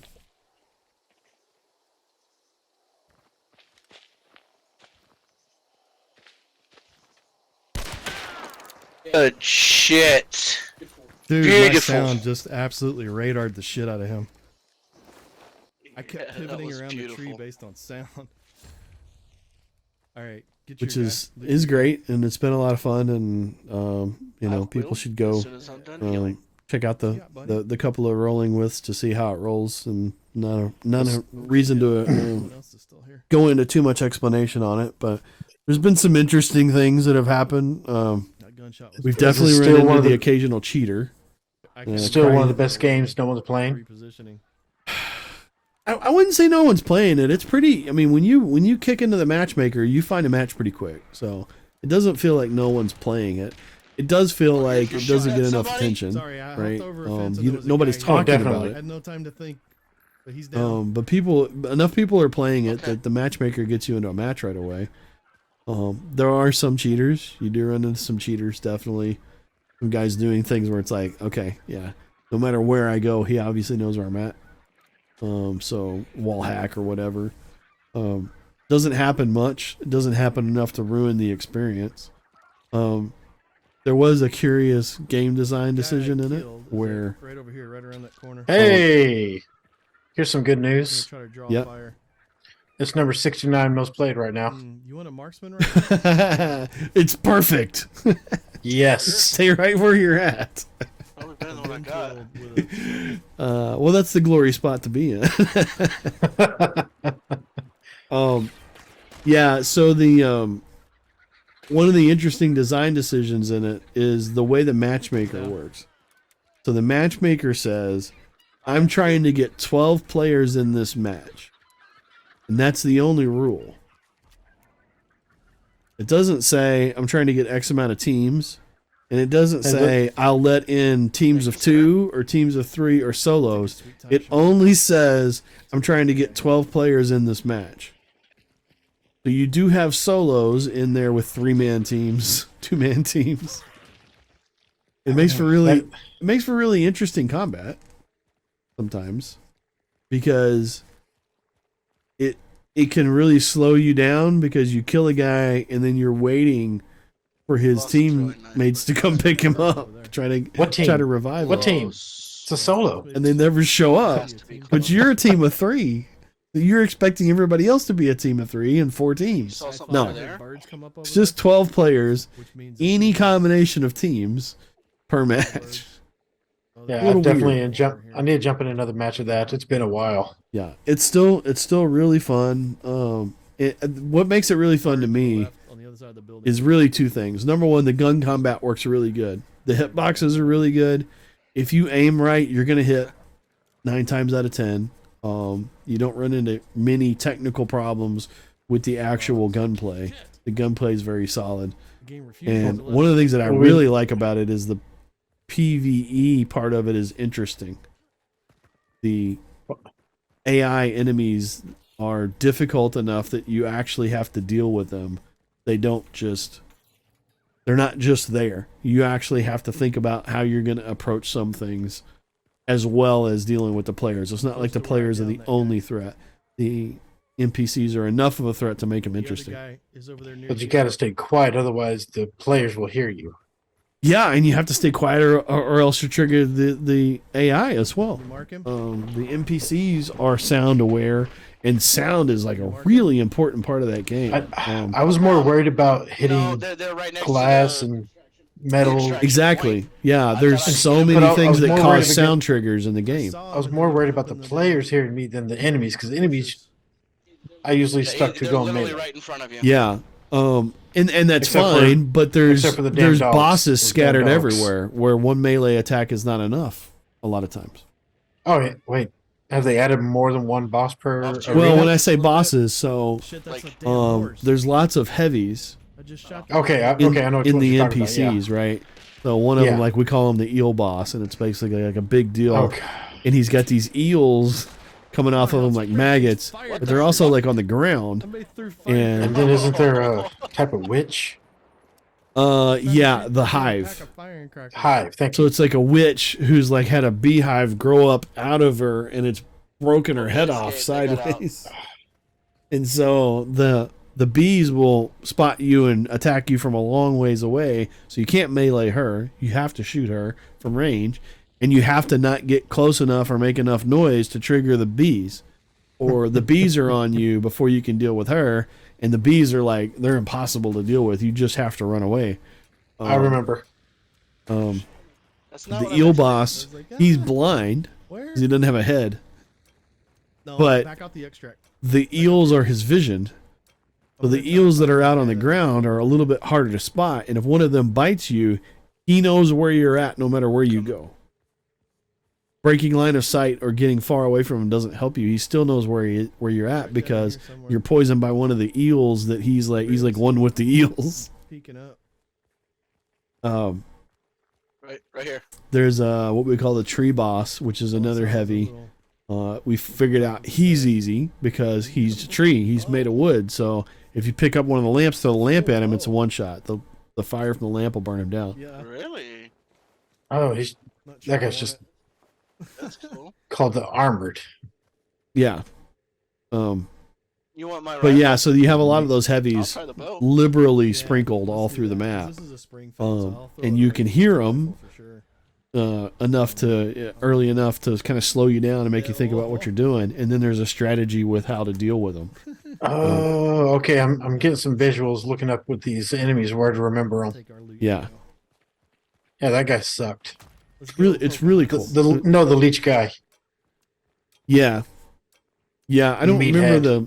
How? I think when we first played, I don't think the leeches were working right because I don't ever remember the leeches being a thing. Yeah, but we were there when it was still beta. Yeah, and they definitely work now. you get bit, now you're poisoned and you're taking some damage, but the worst problem is that stomping noise you're hearing is the big dude chasing you because no matter what you do, he knows where you're at until that poison runs out. Have the water creatures gotten more aggressive? Yeah, the water creatures are a lot more of a problem now, and it's basically like a swarm of eels. They're everywhere. This is the worst. So they're like spawn. leeches / eels. Make a terrible noise when they're pissed off. They will come a little ways up on the bank to chase you if you trigger them, if you aggro them. It's just a really cool game. The other thing is now they have a seasonal thing. I don't know what it's called, but the maps are on fire. Do what? They have two bosses I haven't fought yet. Yeah, there's the butcher and the assassin and the scrapbeak. No, we fought the spider and the butcher. The assassin and scrapbeak I haven't fought. Yeah, the assassin and the scrapbeak are new. The spider is still, if you ask me, the worst one because fuck that spider. He's damn fast. And if you have enough fire, he's easier. But if you don't have enough fire, he's a lot more difficult. I can imagine. And it's just the first thing I always think about with the spider is how do people with arachnophobia play this? Because it's like I swear to God, man, I keep picturing like they put the little ping pong balls on an actual spider and mocap that motherfucker. Because he moves exactly like a real spider, and it makes him way creepier. Like his movement is very spider-like, and when he skitters, it looks like a spider, and he's really fast. I'm actually glad I haven't got the spider that often because he's difficult compared to the other ones. He's more difficult. I will admit my bias, though. The studio has yet to disappoint me. Man, I can't pick up the because my health is already full. The hell they've. It's a really good game. Nope. I don't know what else to say. It's fun, and I keep going back to it. You know, I've not got tired of it. He's fast. It's a lot of fun, and there's still a lot of people playing it. You know, it's still holding up. They have a seasonal thing now where the maps are on fire. Ooh. So number one, CryEngine. So the fire effect is ridiculously cool looking. And they do a great job. And it's not like it's not a decoration. It's a live environmental effect. Oh, nice. So the fire spreads. You can literally sit there and watch the fire spread. So like Far Cry 2 fire. But the one in the white. Oh, you never played Far Cry 2? I've never played Far Cry 2. You can set fields on fire and watch it slowly spread. Yeah, so this is when you start the map, there's an active fire going. Oh, and nice. the map will kind of update to let you know where the fire is and whether or not you have to deal with fire in the path that you're going. But it does spread over time too. Does it feel like they're doing a like a Ring of Death similar to PUBG or Fortnite? No, it's so it's randomized locations of fire that just give you another environmental hazard to deal with if you're in the areas of the map where it's at. Okay. It does not feel like it's tied to extraction points or boss locations. Maybe it is, but if it is, it's not obvious. He spent the last seconds of his life trying to But it feels pretty organic. Like the way that it works makes sense. Yeah, they came from behind you on the and the fact that it spreads is really cool. And because it's burning the trees, if there's a regular path there, you'll still be able to get through the fire, but there's literally fire on both sides. Oh, so it's actually not affecting the pathway. Yeah, because the pathway is just dirt, so it doesn't burn. You just can't cut off into the woods. You can't stray at all, or else you catch on fire. Yeah, we're definitely going to play some of this weekend. And the fire is very tall too, so it's also a visual wall. Another team could be on the other side of that fire. You wouldn't see them. You can't see through the fire. The fire is in the like a doorway right visual underneath wall. you. So it adds like a whole lot of the rest of the environmental effects and NPCs. It adds a lot to the game because the map and the NPC enemies are interesting enough that it doesn't just feel like the only challenge is the other players. There's a good bit of challenge with dealing with the actual not sure anybody else PvE is elements left in there. too. So it's a really cool game. Nice. Yeah. And Trying to working see a what whole you- lot better on Gigabit. no lag on Gigabit. Oh, wow, this does look pretty. We'll double check. Yeah, the fire looks so cool in live action. It's a really nice looking effect. It just first thing I think is, yeah, well, it is CryEngine, right? It's a pretty ass engine. Show you what I'm looking at. They were real scared we'd come in and kick their Yeah. ass, and they were right. That is impressive. Yeah, it looks really amazing in game. Like it came looks in and that ass like the was real kicked. thing. Well, Yeah, it's Crytek. I got shot. Yeah. It was about time it turned out that way Yeah, instead of the so- opposite. Enjoying definitely playing lots of co-op games with the Gigabit. Normally, and you getting me up low like, pings it's and okay, little buddy. fast downloads, and it's really sped up my ability to do edits. You'll get them next Welcome time. to the modern information age. Yeah, right. I'm finally getting benefits of the internet age and not just all the downsides of all the crazy people. You did your best, and that's all that matters. Helps me pull clips for the edits for the show. Dude, pull I could get whatever better clips as internet, fast as I but can. I could get fast internet, but I'm not paying $200 for internet. Northwest. Oh shit. Man, that's the other thing, dude. I'm paying $75 a month for Gigabit. Oh no, they have 5 gigabit in my neighborhood. There Oh is two. God, yeah. No, they offer 2 gigabyte on the That's what I on think the I see system from we're the on one too. symbol and the two symbol on the map. I'm just not paying for that. It's like You're roaming 1 one, gig you're so roaming two. fast. I don't need anything. I don't. If I had 2 computers doing what I'm doing, I might consider 2 gigabit. Yeah. Yeah. No, it's been great. I canceled my DirecTV and set up YouTube Oh. TV. Congratulations. And man, I love YouTube TV. Holy crap. I'm catching up on so many movies now. It's fantastic. Oh shit. So So Stadia are- died. They gave I was up. gonna say, are we gonna pour one out for our homies there? Yep. It's another good example, right? They rolled their hype train out and everybody said, this isn't going to work. This doesn't make sense.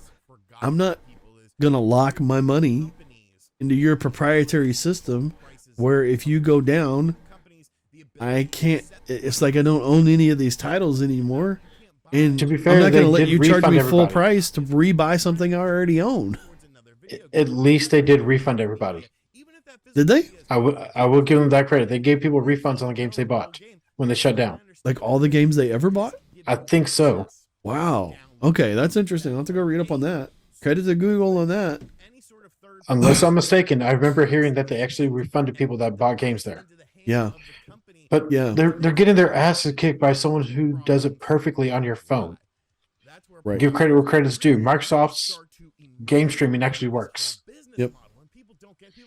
And you don't have to buy the fucking game to do it. Yeah. Yeah, the game streaming should be a service, not a store. It should be an addition, Right. It not the shouldn't- only option. Shouldn't have anything to do with whether or not you own the game. It'd just be Exactly. a service that defines how you access the. That easy. I don't even know how well it worked because they're the only ones who made it to where you had to buy the game. Yeah. Nvidia, Steam, Microsoft, hell, even PlayStation. It's all here. No. Just pay us a service fee. You can use it. And that's what everybody was saying when the hype train rolled out and they were trying to get people excited about it. Everybody like, this is a broken business model. People aren't going to buy into it. Yeah. And they just wouldn't listen. They were like, nah, this is going to work. Here we go. Sure enough, it crashed and burned in no time. In a weird way, listen to people. Being on the cloud versus just having a digital copy aren't that dissimilar, but you should be able to still download it. Yeah. Be able to. Yeah. Yeah. Cloud access should be an addition to what you have. Yes. Shouldn't be a limitation. It should be an addition. It shouldn't be the only thing. Right. Yeah. It shouldn't define how you own the game. It should just be an additional way you can access the game. In that, everyone saw that coming. Everyone told them. It lasted this long was a longer than I broken thought it business would. model, and they just did not listen. It went on for years. Yeah. I gotta give Google credit that they let it last that long. Well, Usually you're Google. When you got that kind of money, you can make anything work. Because they shut down. It doesn't have to be things profitable. But they shut things down every year. Yeah. There's a No, they website have a long dedicated- history of starting things and getting really excited yeah. about them and not completing them. There's no I think doubt there's about that. I think there's a website dedicated to everything Yeah. Google has shut down. I've seen this list, yes. Yeah, and it's a lot of things, right? And that's not necessarily a downside, right? That is what it looks like when a company is willing to try new things, right? So that's good. I mean, they even tried social media at one point. Yeah. Yeah, and they did, right? I don't remember what I've it's used called. Google Hangouts before, right? It worked. Oh yeah. It was okay. The Stadia worked. It just wasn't the right way to go. Yeah, it was too late, really. If Right, it they've had done come out that. sooner, it might have taken off, but it was too late, and it really wasn't they- very interesting, very compelling. Like you're saying, for time period, if they started when On Live was starting to pick up steam, no puns intended. Yeah. When On Live started working, if they'd done it then. Yeah. It may have been a good business model to start. Right. And it's easy for us to say they should have done this and they should have done that, but while these other things were doing social media, they were doing internet search and getting bloody fucking rich doing it. So not like they made a mistake, right? They did what they did, and goddamn, it worked. And that's why they've got all the money to try all these other things, whether they work or not, right? Between just their search engine and YouTube, they have it down. Oh yeah, yeah. Dozens of billions of dollars of profit per quarter. Just off search. Jesus. Just off search. Yeah, I think it's. I think one of the recent quarters was 24 billion in profit from one quarter. It's one of the reasons why I don't click on sponsored. Yeah. No, but you're not getting paid for me searching this time. Oh. But yeah, like I said, my only criticism of it is when you put the hype train out there to get people's reaction, if the reaction is negative, pay attention. Yeah. You're telling us that you want our reaction, but if you only want it, if the reaction is to get hyped and you to build a hype train, then fuck off. What if the action is negative? Why don't you say, let's rethink this? Because otherwise, you're going to end up with like a Microsoft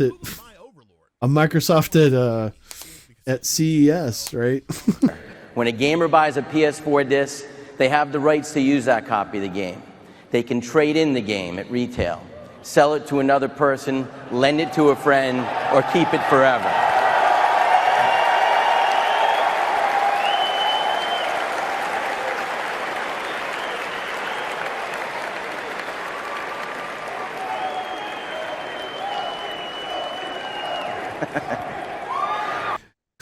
Or PlayStation's just clowning them because they're like, you're trying to, your presentation here is how to restrict people and tell people that licensing is more important than the customer actually being able to enjoy their fucking games.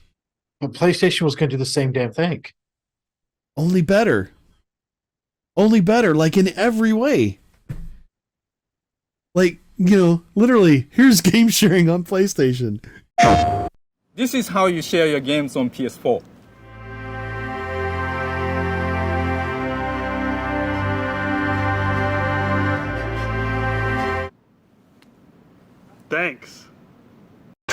Hand you but the box. When they first, the reason they were planning on doing digital as well. They were planning on doing some of the same things, but not nearly as archaically, and not where it's like, okay, you've been able to do these things before, but now on Xbox, you're not going to be able to do them either. Literally that restrictive. Now you're going to have to do it this and this and this and this way. And what happened was Microsoft was failing so spectacularly at that. The demo features dynamic gameplay that can happen only in Battlefield. Let's take a look.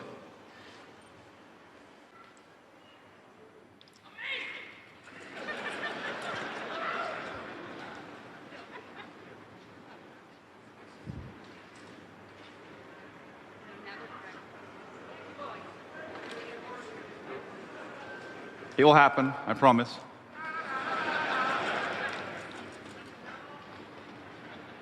I'm fine.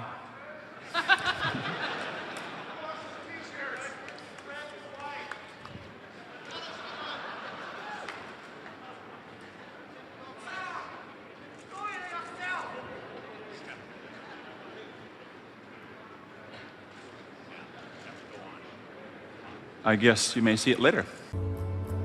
The PlayStation could go, yeah, let's change this.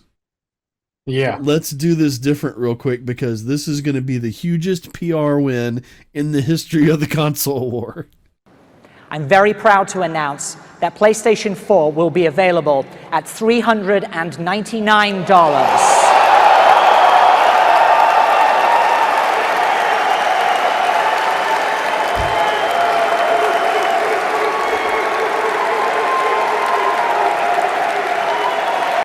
Well, it doesn't help that it really didn't help that he said, "Oh, you don't have internet? We have a console for you. It's called the Xbox 360." Yep.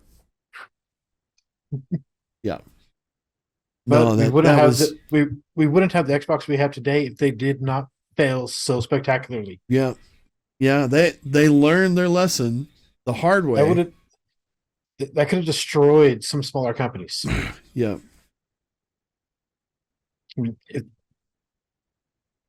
yeah, they definitely learned their lesson the hard way on that. That was one of the biggest kicks to the jaw I've seen in a long time in public. And it wasn't hard to see it coming. It was like, what are they doing? Your press conference can't be a list of restrictions you're going to put on people. That's going to come across as shit no matter how you do it. And if your business model was that, why didn't you see that coming? But you can watch TV on it. Yeah, right. People are like, it's a gaming console. I don't give a shit if I can watch TV on it. You want to tack that on, that's fine, but you got to get this other shit right. I know a lot of people that use their PlayStation for like YouTube, HBO, and all that. I'm like, but it's a game console. Yeah.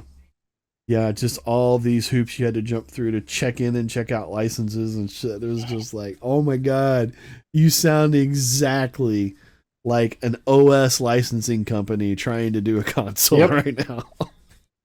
Your OS licensing people wanted to go run a press conference and your dumbasses let them do it. And they ended up sounding like OS licensing people instead of gamers. Like, hello, fellow kids. We understand what you want. No, you don't. You don't sound like one of us at all. Was Big Dude still running Microsoft at that point? That was still Ballmer. Yeah. That was still Steve Ballmer. That would explain a lot then. That was still Captain Sweaty. Come on, get up, get up. Jeez. That guy. A lot of people were glad to see that guy go. He's a good salesman, not a CEO.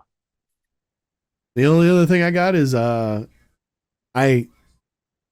for a little while was giving Fred grief about playing Vampire Survivors.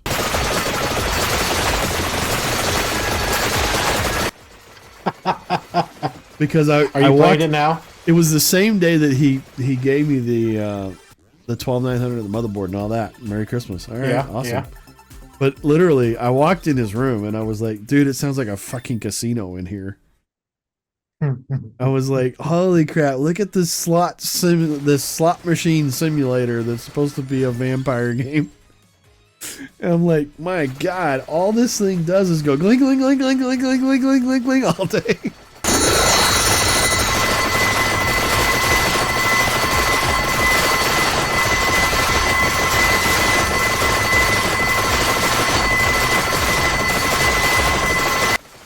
I was giving him so much grief. I was like, this is like the worst addiction machine ever. And then the most interesting thing happened. I read an article, and the article kind of made the whole thing a little more than skin deep. I got a little bit better context. So, Jesus Christ, what the fuck is going on in this game? Well, the game is still the game, right? It's very simplistic. It's very, it is 100%. If you ever hear me say the word power fantasy, Vampire Survivors is 100% a game that is built purely on a power fantasy mechanic. It is watching your character become so ridiculously OP that you're just going, yeah, well, I'll slaughter all the, I got all your numbers, you know. Oh my God. It is just watching yourself become so ridiculously OP powerful where you're like becoming a god. That's the experience of getting to 30 minutes in a session of Vampire Survivors. And I was watching it and I was just like... Is it a roguelite? No, it's levels, but the levels have modifiers because there's a regular level and a hyper level you can go back to. After you complete the regular level, you get access to the hyper level. There's more enemies and they do more damage. And you're faster and stuff like that. But like I said, perfect example of the power fantasy mechanic, right? Which is the juice of the game. Exciting part of the game is watching your character go from very basic to super powerful in a short period of time, based on your proficiency. So the better you are at killing things and collecting these little whatever soul gems or whatever that power up your upgrades, the faster you get upgrades. And as long as you get upgrades fast enough to out level the enemies that keep getting more numerous and stronger, then you get to where you're ridiculously OP out leveled and you're just slaughtering hundreds of them per second. Jesus. In this ridiculous, like I said, it's a power fantasy, pure power fantasy game. Hold on a second. You play as a dog at one point? Oh, it's probably one of the unlocked characters, yeah. So okay. I was kind of dogging on it, just kind of making fun of it because it is the guy literally has written slot machine software before, so that's where all of this gling gling gling gling gling stuff come from. And so I was like, I'm watching it, I'm watching him play, and I'm asking him all these questions. I'm like, are you buying upgrades? He's like, no. He's like, you get upgrades as part of playing, whatever, you know. I was really skeptical that this was some kind of pay-to-win microtransaction addiction machine, right? And I was like, okay, it looks interesting. It looks like it's not asking him to buy anything. And then I read this article. So the creator of Vampire Survivors, it's the most like mobile-friendly game ever, but he put it out on Steam. It doesn't have a mobile version. And he went shopping for a developer to build a mobile version for him. He couldn't find a partner to build a mobile version for him because he didn't want any microtransactions in it. And nobody wanted to get on board on that. They all wanted to cut the microtransactions that he didn't want in the game at all. I'm surprised he didn't just go to like Apple Arcade then. Well, he ended up settling on, fine, I'll learn how to build a mobile port myself and not have a partner. But when I read that, I was like, okay, that's interesting. So I went and actually watched a couple people talking about Vampire Survivors, like a couple reviews. I was like, oh, there's no store, there's no microtransactions or nothing. I was like, it's all the dopamine, slot machine, addiction mechanics with absolutely no monetization at all, and it's $5 to buy it. Whoa. I was like, is this kind of like the solution? I'm gonna have to play it. It's free on Game Pass for the Xbox. Yeah. Couldn't more developers do that?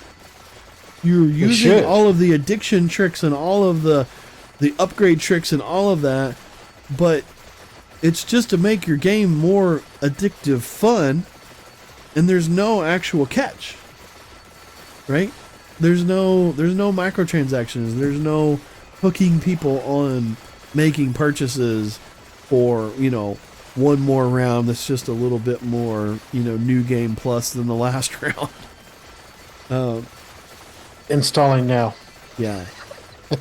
So it's really interesting. I have to check this out. It will seem a little slow at first, but once you have earned enough, so you earn money in each pass, and say you only get to 15 minutes, you keep the money you've earned up to that point. You can use them to buy upgrades. The upgrades are permanent. The upgrades are on all of your characters the next time you play through.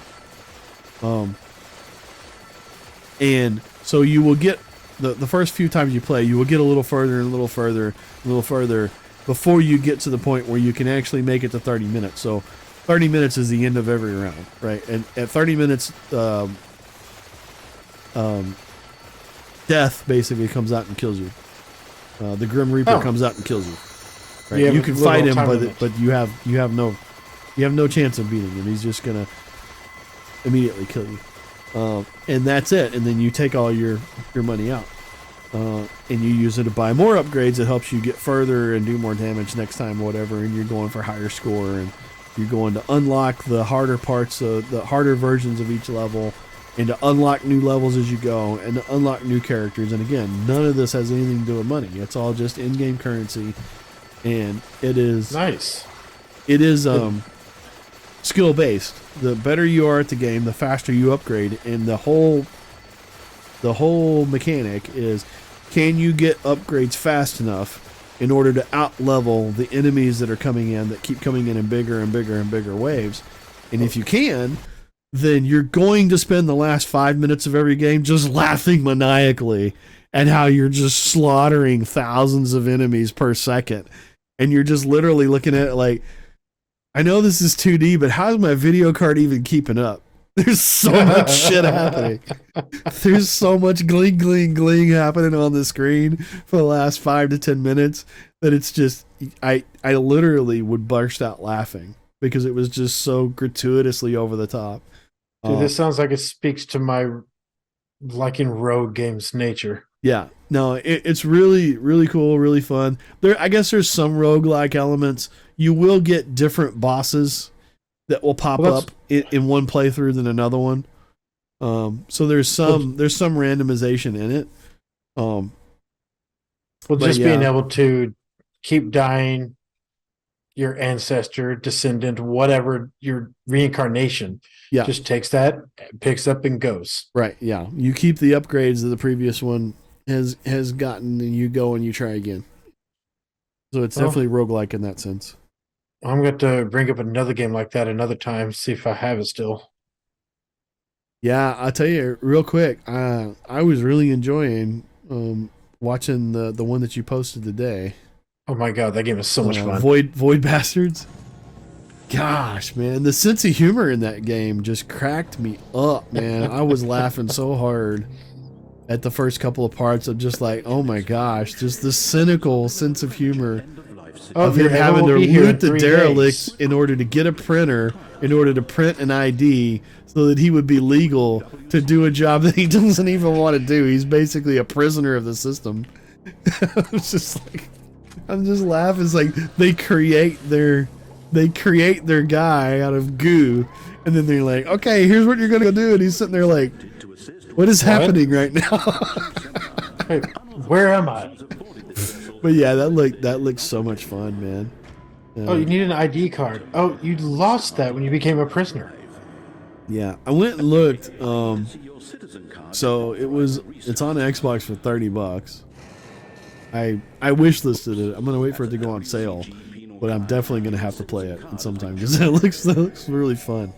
The sense of humor reminded me of a way back game, Giants Citizen Kabuto. Oh yes, I remember that game. Yeah, that has been revitalized. It's on GOG and even on Steam now. Oh, nice. I went and bought it on Steam the other day for $10. It's going to be on one of my Speaking Loud and Clear videos.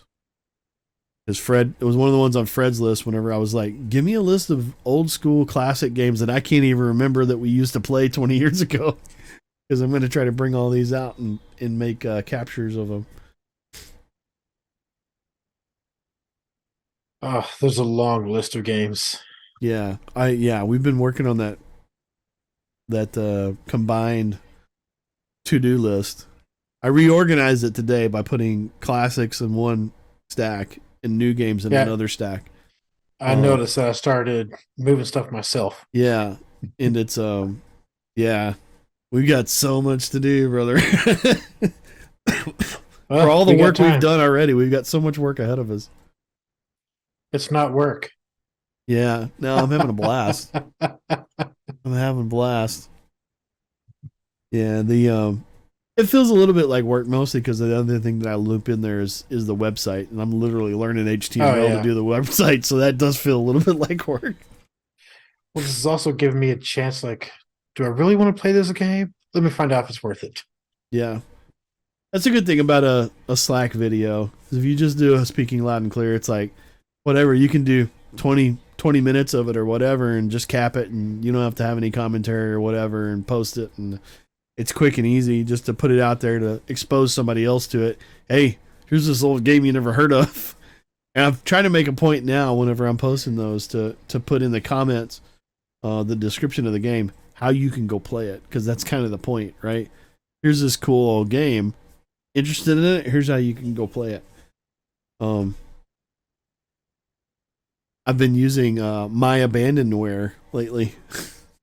Oh, nice. It's the easiest way to find an old game that's not supported at all and try to get it working yourself. You can go get a copy over on My Abandonware, because it's like they only have stuff over there that just nobody really claims it anymore. Nobody cares. Thankfully, some of the games I liked back then, they're finally starting to support. Like Legacy of Kain is being supported again. Yeah. They finally put it on, they re-released it on PC. Yeah. Between Good Old Games and Steam and Epic both getting a whole lot more of these older titles up and running, it is really, really easy to go back play some old classics right now. Seems like what everybody's doing is remaking old classics, or at least getting them playable. Thank you, CD Projekt, for making that possible. Yeah, no doubt. Yeah, GOG definitely drove that, right? They did that exclusively for a while, and then these other platforms started saying, oh yeah, we probably ought to keep up with that, because there's a whole lot of people who'd rather go play a great game that came out 20 years ago and you can buy it for $5 than to bet on the latest thing that's coming out for $60. It might be a dumpster fire. I just bought this $2,000 video card. Let me play 93 Doom. Absolutely. Plays it flawlessly. Look at my frame rate. My frame rate's 999. Is that good? You might want to turn VSync on there, sir. I don't know. You turn VSync on some of those old games and they fall apart. Actually, some games I was playing, I had to manually turn VSync on because it wasn't an option. Yeah, I was having screen tearing issues. VSync is why something to do with VSync is why I never played the original Dead Space, because I went to go play it and I couldn't control it at all. I had outrageous mouse lag. And I never figured it out. Somebody told me that it was like a setting in the NVIDIA driver or something you could go change to fix it. But you had to actually go into your graphic driver setting. The original PC version actually just controlled poorly. I mean, this was unplayable. It wasn't like bad aim. It was like there was so much mouse lag that I couldn't figure out how much ahead of time I had to move to get the cursor where I wanted it. Ooh, okay. I did not experience that. And I did try turning VSync on and off in the game, I think, because I thought about that. I was like, well, sometimes VSync could cause mouse lag. But that wasn't it. And someone's told me since that there's a setting in the like GeForce Experience specific to the game that could fix it on the old Dead Space. But it doesn't matter. I bought the new one now, so I'm going to go play the new one. I am delighted to say that from what I've played, roughly halfway through the game, they pulled it off.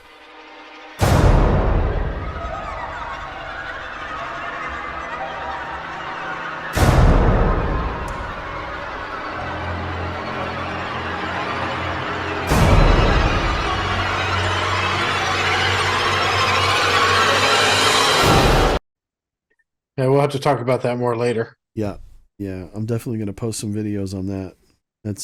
I need to do an XP on that, not just a speaking loud and clear. Okay. Because that'll be interesting to do some commentary as I go on that, because I'm sure I'm really going to enjoy it. And I loved all of those games, even the hate that the third one got. Yeah, the third one, definitely a lot of people don't like it. A lot of people say the second one's better than the first. I didn't like the third one. The only thing that held back the first one, in my opinion, was that when you did New Game Plus, you couldn't change difficulty. I think what people liked about the second one was quality of life improvements, and that's the cool thing about the remake is the quality of life improvements for the second one have been pushed into the first one. I can see that, but I still like the first one better. Yeah. I really need to get started on it. I bought it the other day. I haven't got around to playing it yet. I mean, that game really spoke to me. Yeah. Make an Event Horizon video game. Yeah. Oh man, there's a good movie.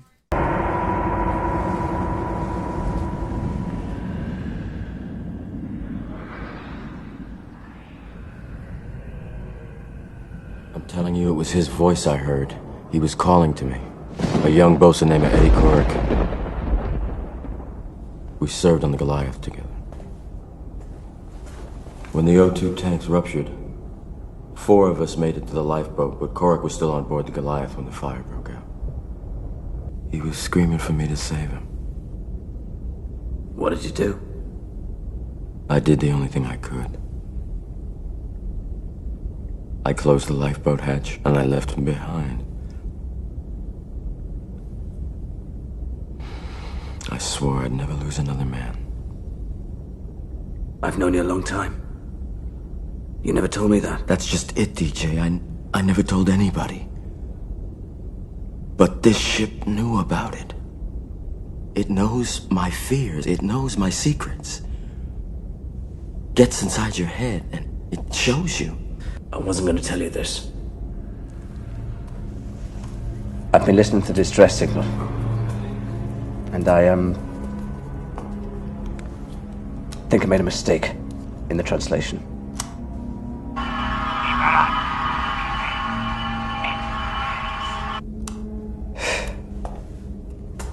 Go on. I thought it said liberate me. Save me. But it's not me. It's liberate tutte me. Save yourself. And it gets worse. There.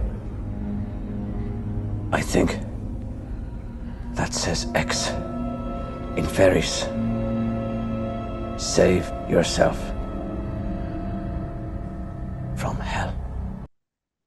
Wow. That is a Yeah. classic stoner movie right there. It's just great sci-fi horror in space. Like, come on, man. Except then you sprinkle a little bit of Scientology in there and it gets even better. Yeah.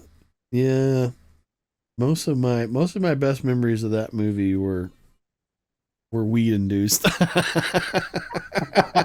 It was a great stoner movie. Yes, it is. Oh my gosh. Yep. Yeah, I've watched and rewatched that movie many times. Very cool movie. Always liked it. All right, brother. We can end it here, man. Yeah.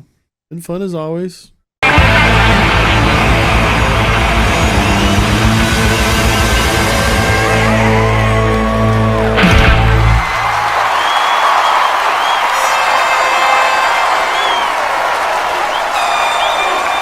Oh, it's good to be back.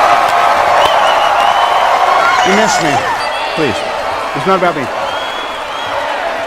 It's not about you. It's not even about us. It's about legacy.